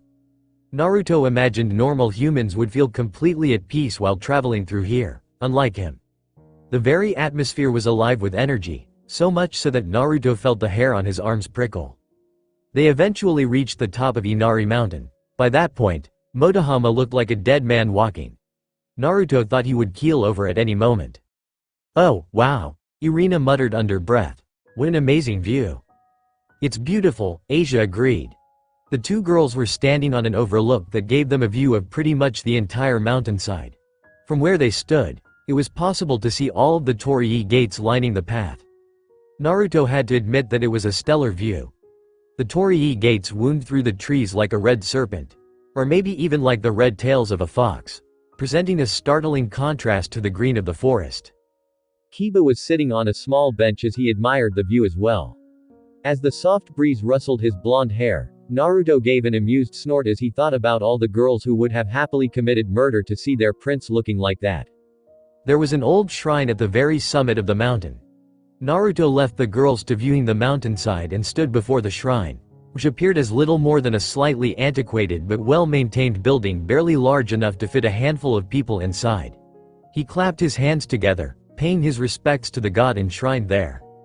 Do you think it's weird that a devil with a fox sealed inside of his belly is praying to a fox god? Yes, but since when have you ever not been weird? Good point. As Naruto was paying his respects, Issei clapped his hands next to him and bowed his head in reverence. Let me see and touch breasts all the time. Help me do more erotic things to Asia. Also, please help Akano accept herself so I can do erotic things to her as well. Or maybe not. You know, Naruto began with an amused smile. I don't think Inari is going to help you do erotic things with girls. But you never know unless you try. Inari is the god of fertility, right? Fertility means making babies, and making babies means sex. He's the only god I can pray to about this, Issei said with a fire in his eyes. Naruto had to admire the boy's tenacity. Moments like this made Issei seem like Naruto's reincarnated sensei. Naruto shook his head and was about to head over to Kiba, but just as he was preparing to leave, a voice spoke up. Are you not from Kyoto? Judging from the timbre, pitch, and tone of the voice, it belonged to a young girl. However, beyond the sound of the voice, the strangely hostile feelings emanating from it made him frown. What's more, he could now detect numerous presences surrounding them. They must have hidden themselves. He didn't know how many there were, and they weren't very strong, but that hardly mattered when they were surrounded by so many people they couldn't afford to fight back. Keeping calm, Naruto turned around. He was prepared for any eventuality, or so he thought. When he finished his turn and found a girl with lustrous hair like honey and golden eyes, he froze like a popsicle. She looked very young. He would have judged her to be a girl in primary school. Adorning her slender frame was a traditional red and white shrine maiden outfit. Beyond the insanely cute outfit, however, were the furry fox ears twitching on her head and the 9 tails behind her back. Kurama, there's a cute girl with fox ears standing before me. Oh, God. This isn't good. She might be even cuter than Ophis. Naruto, just calm down and think about where you are. If you begin petting her, people are going to think you're a pedophile. Despite his partner's warnings, Naruto couldn't find it in himself to resist the strange compulsion that came over him. You're so adorable, wah. Kya? Before the poor girl even had time to stumble back, he was right next to her, feeling those super fluffy ears. They were so soft. He didn't know what she did to make her fur so soft, but her ears were quite possible the softest, fluffiest things he had ever felt. Wait. What are you? You have really pretty ears, Naruto complimented as he shamelessly rubbed her ears.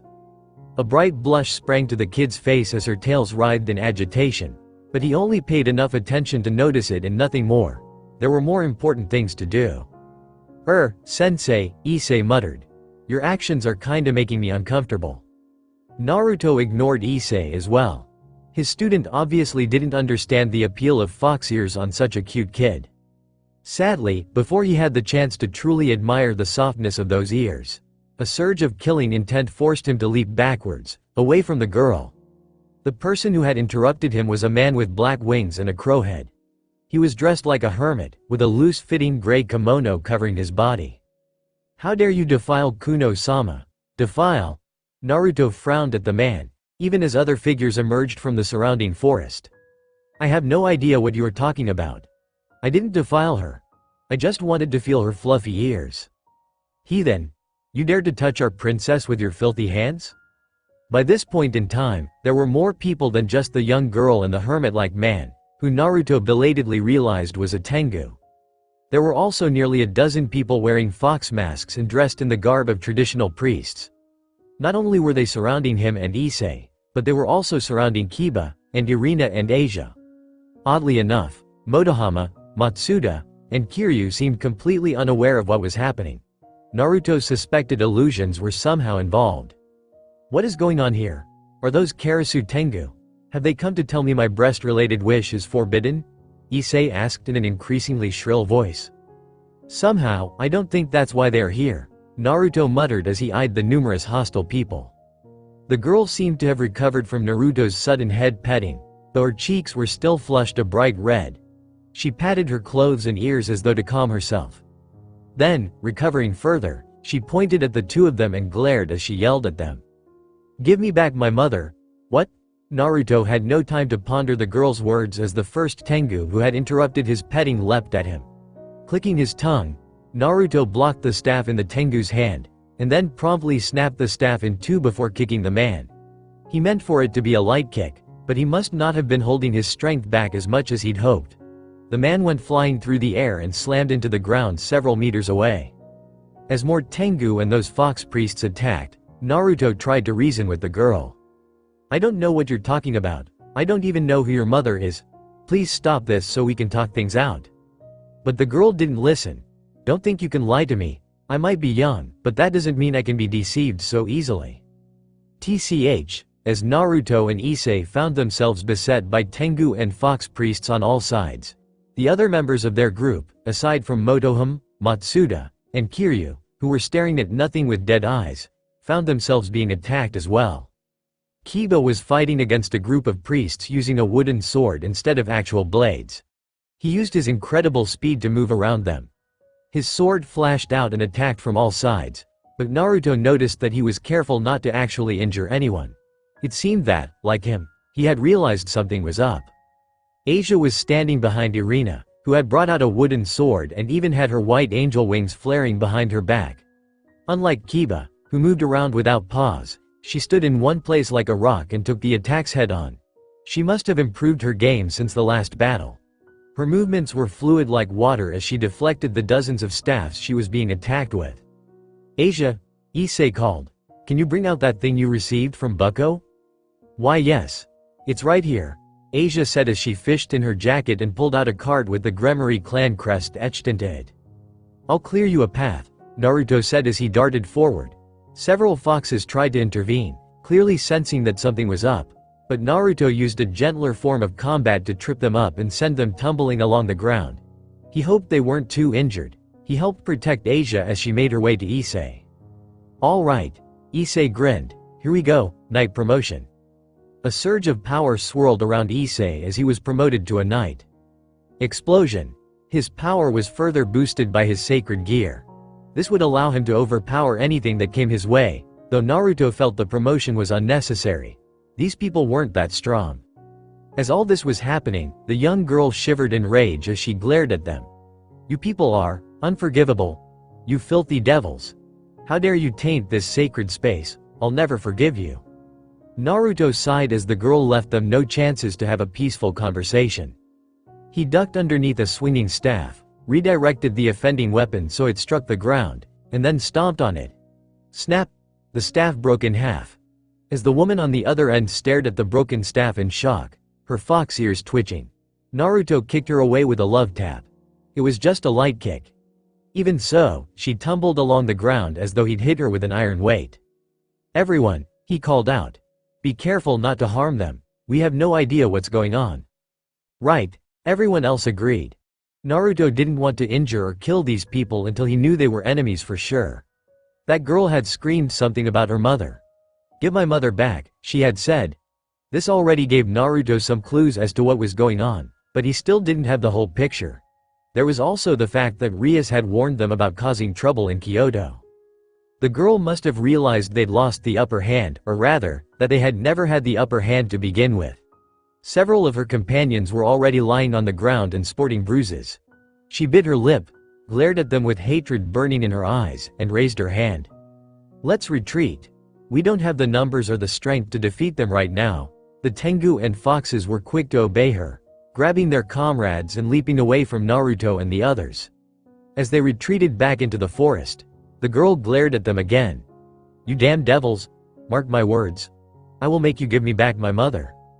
As the girl and her companions finally disappeared, Naruto and the others slowly relaxed.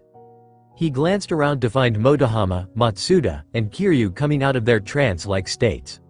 One of those foxes must have cast some kind of illusion on them to keep them from seeing what was happening. Asia was checking Issei for any wounds, though there was no way he would have been injured by such a weak offensive. Irina had retracted her wings, but she looked primed and ready in case those people ambushed them again. "What was all that about?" asked Kiba as he looked at where the girl had disappeared. "I have no idea," Naruto sighed and ran a hand through his hair, "but I believe we'll find out soon enough, whether we want to or not."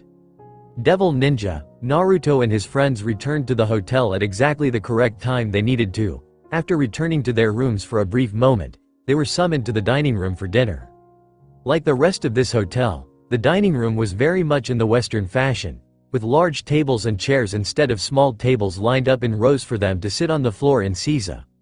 The tables were all round, covered in expensive white cloth, and featured more utensils than most normal people knew what to do with. Even Naruto only understood how the numerous utensils were supposed to be used because Rias had drilled it into his head.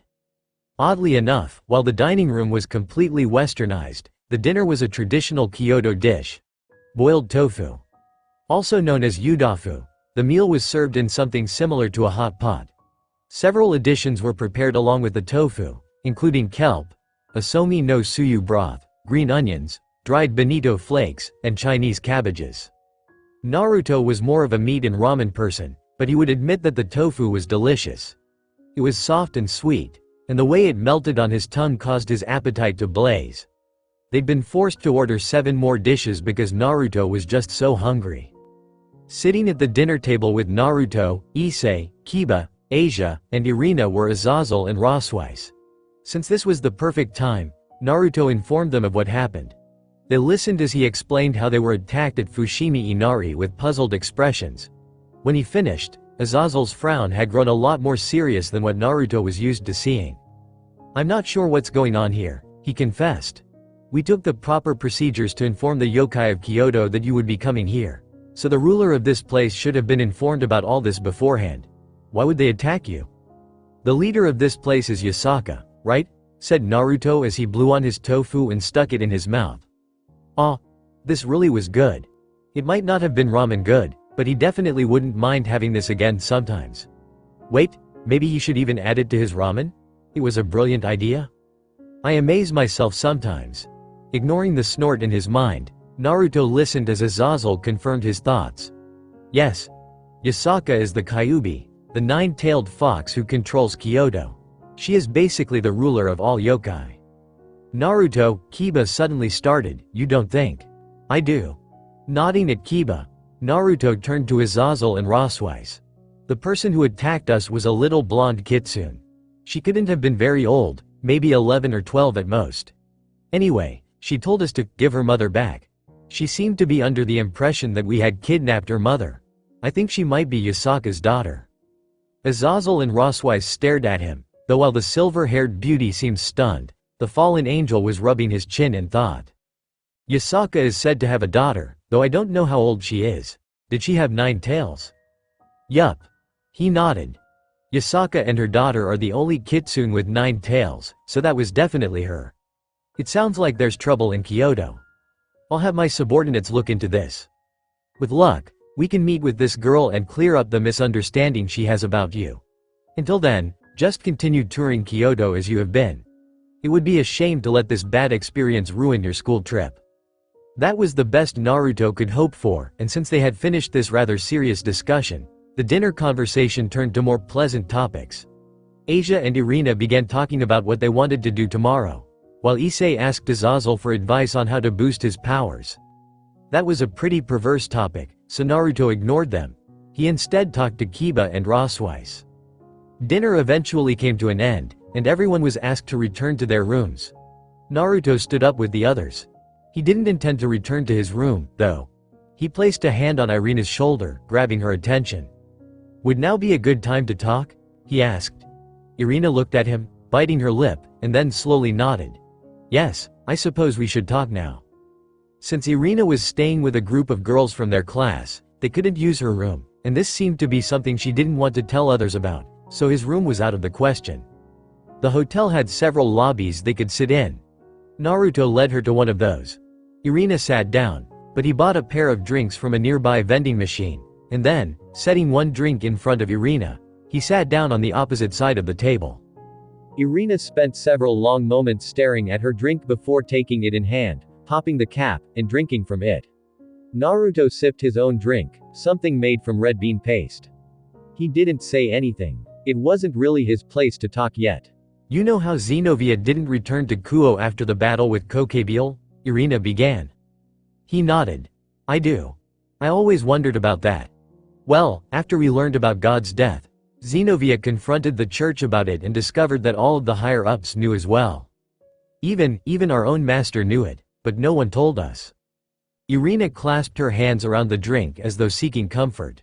"I wasn't there when she confronted them, but I heard a rumor about how Xenovia had screamed at them, called them frauds and liars, and then stormed out. For a few days after that, Xenovia had seemed so dead. It was like her purpose in life had disappeared.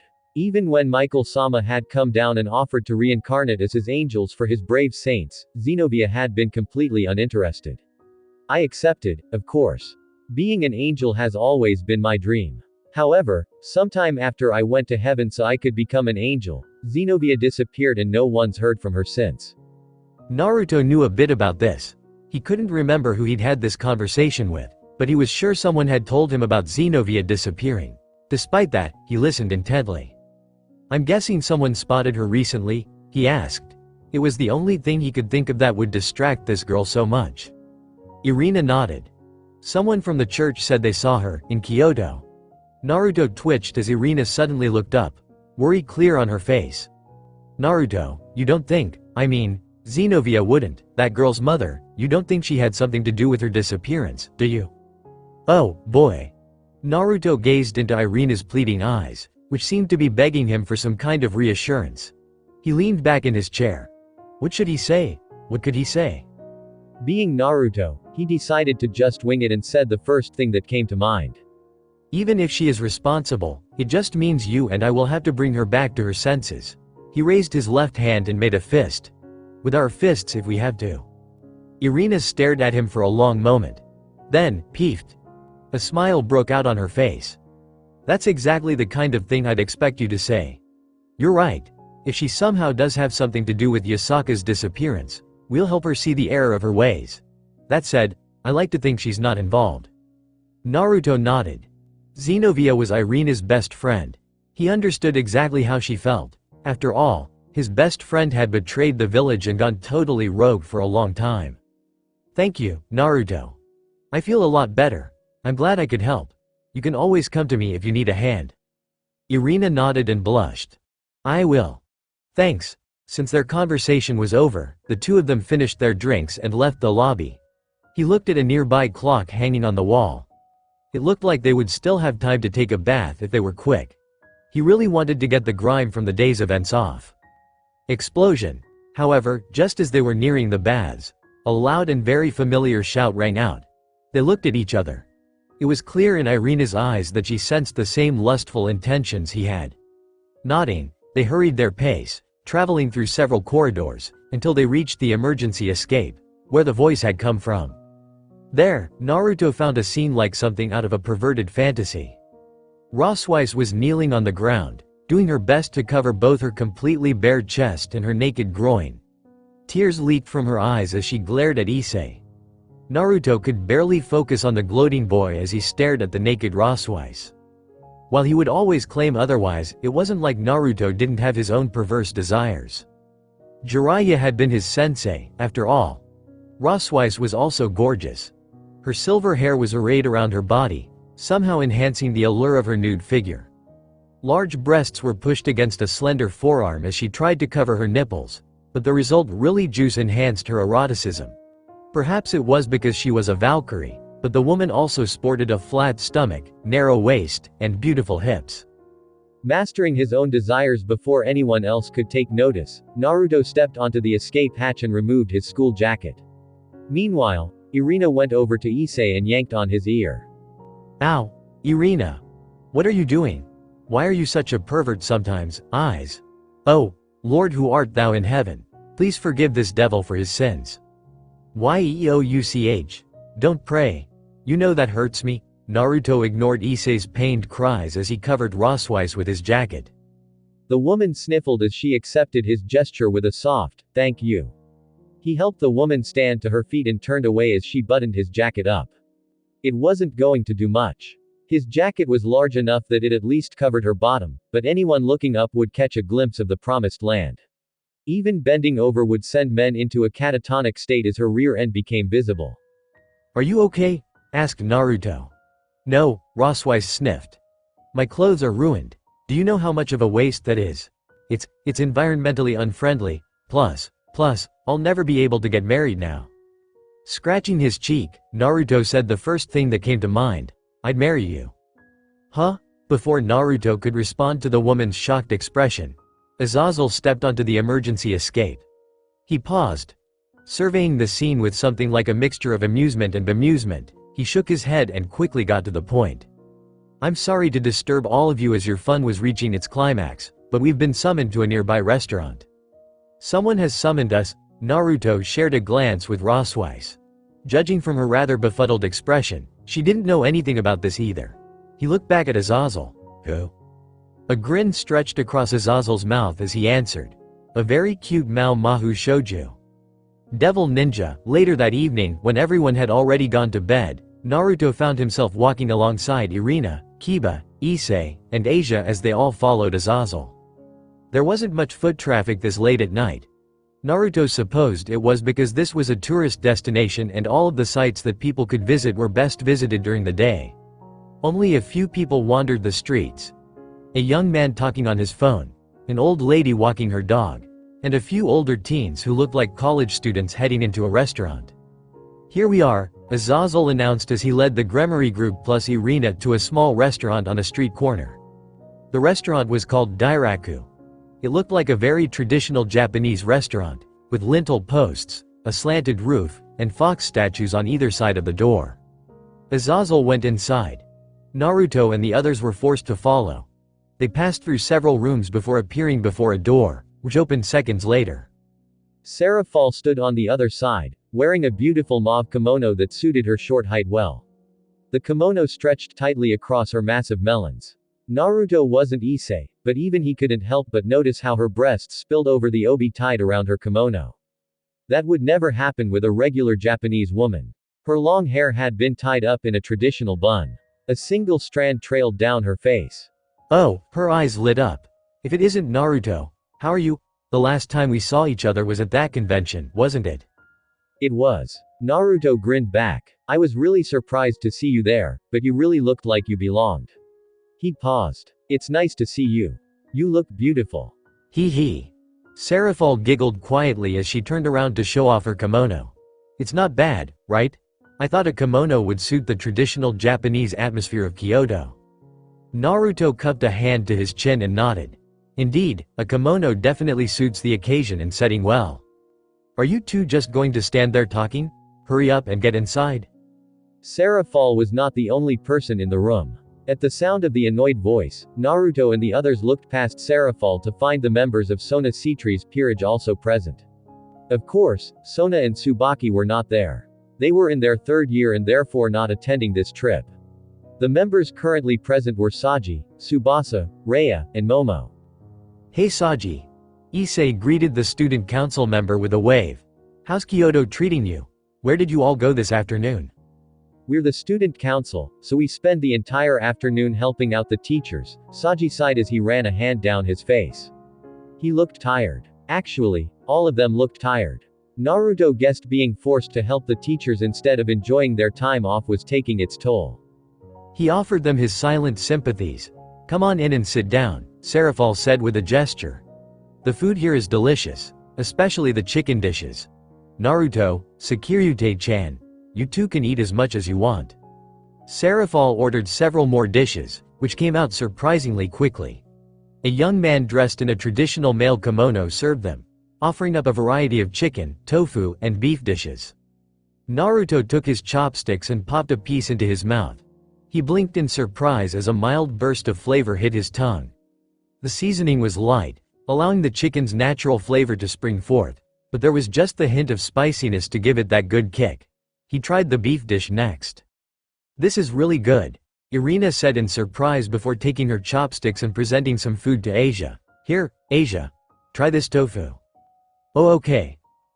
As Irina began feeding Asia food, Naruto and Issei quickly found their eyes swiveling in the girl's direction. They watched, silent for a moment, as the two girls soon began feeding each other. "Hey, sensei. Isn't there something erotic about two girls feeding each other?" "There is definitely something erotic about it. I'm so happy to be alive right now." "You and me both." While Issei was crying tears of joy, Naruto didn't let on how cute he thought the scene was, but he couldn't deny there was something appealing about watching Asia and Irina feed each other. "Naruto, you should try this dish too." Serafal held her chopsticks out to Naruto, leaning over the table so she could reach him. The act caused her kimono to part and revealed just a hint of her creamy breasts. "It's called Kyokeizeki. It's really good, come on. Try some." "Okay then." Naruto didn't hesitate to lean down and open his mouth. He closed his mouth over Serafal's chopsticks, aware that those chopsticks had also been inside of the Mao's mouth. Thinking about how he had indirectly kissed one of Hell's most powerful devils, Naruto thoughtfully chewed his food, admiring its subtle flavor. Kyoto really was mired in tradition. Even their food tasted like something he'd expect from ancient times. "How is it?" asked Serafal, her eyes boring into his with a bright sparkle. "It's delicious," he said after swallowing. "Isn't it?" Serafal looked pleased by his response. His and Serafal's interaction did not go unnoticed. The student council members were staring at them in wonder, or more like shock. Perhaps they thought it weird that someone of his low standing was being fed by a Mao. Well, whatever. It wasn't like he cared what they thought. However, Irina didn't seem pleased by how close he and Serafal were acting either. "Naruto, please try this food as well." "What the GGGMMPPPHHH?" Naruto was left unable to speak after Irina liberally shoved her chopsticks into his mouth. He gagged as something was practically forced down his throat. It was probably food, but he didn't even get the chance to enjoy it before he was forced to either swallow it or choke. Maybe he should consider talking to Irina soon. Yes, that was definitely a good idea. "Now that we're all nice and fed, I should explain why I'm here," Serafal said. It was about half an hour after they had arrived at the restaurant, and by this point, it was probably safe to say most of the people there were full. Saji was leaning back as he patted his belly. Issei was in much the same position. Out of the boys, only he and Kiba didn't look like they were ready to fall asleep. Meanwhile, Irina, Asia, and the student council girls were sighing in content as they sipped some warm tea. "So, you probably already know this much, but I'm actually in charge of foreign affairs for the three factions."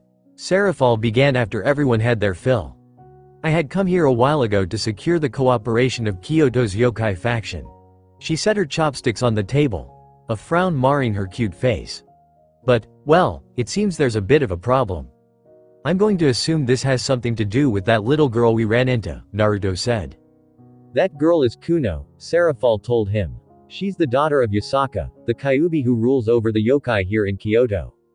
According to several reports we received recently, Yasaka went missing a few days ago and hasn't been seen since." Naruto thought about the situation and tried to correlate it with what he already knew. He looked at the ceiling. Like the rest of this restaurant, the ceiling had the traditional elegance found in a Japanese building. It hadn't been modernized at all. "I think I understand," he said at last. "Someone kidnapped the Kyuubi, which caused her daughter and the other yokai to panic. Then, when Kuno saw us devils wandering around Kyoto, she assumed we were the ones who kidnapped her mother and attacked us." "That's about the gist of it," Serafal said with a nod. "Then doesn't that mean the real question is, who actually kidnapped Yasaka?" asked Kiba. We're already pretty sure we know who did it, Azazel told him. Naruto nodded. You suspect the Chaos Brigade is involved? Well, not quite. Seraphal rubbed her cheeks and sighed. We recently learned that certain factions of the Chaos Brigade had a falling out.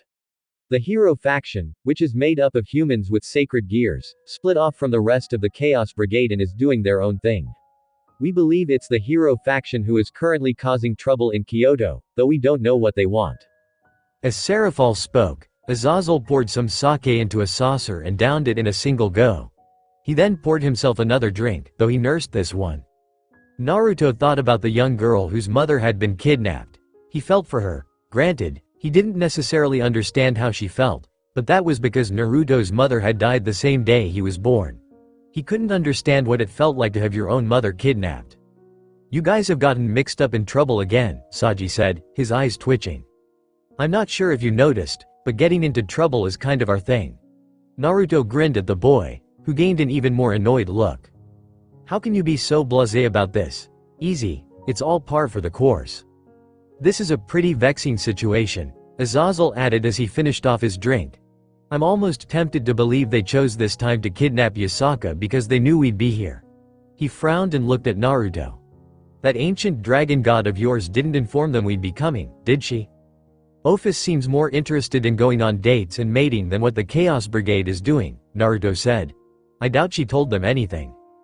Dates? While Azazel looked confused, Seraphal said, given the nature of this situation, explaining everything to the yokai faction and securing their cooperation is imperative.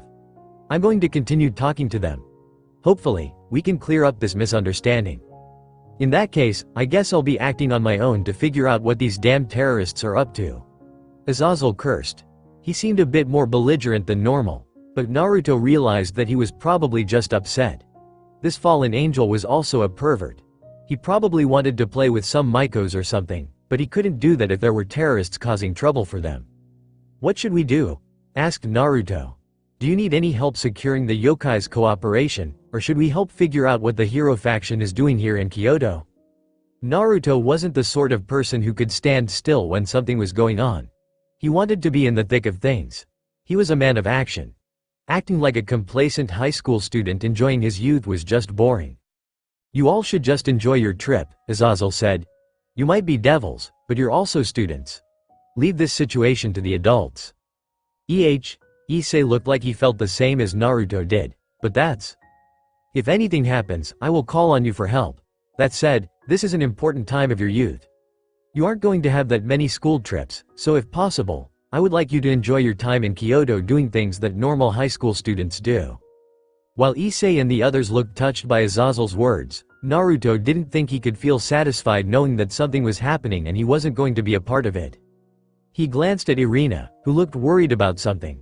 She must have been thinking about Xenovia. According to that report from the church, Xenovia was somewhere in Kyoto, or she had been at last sighting.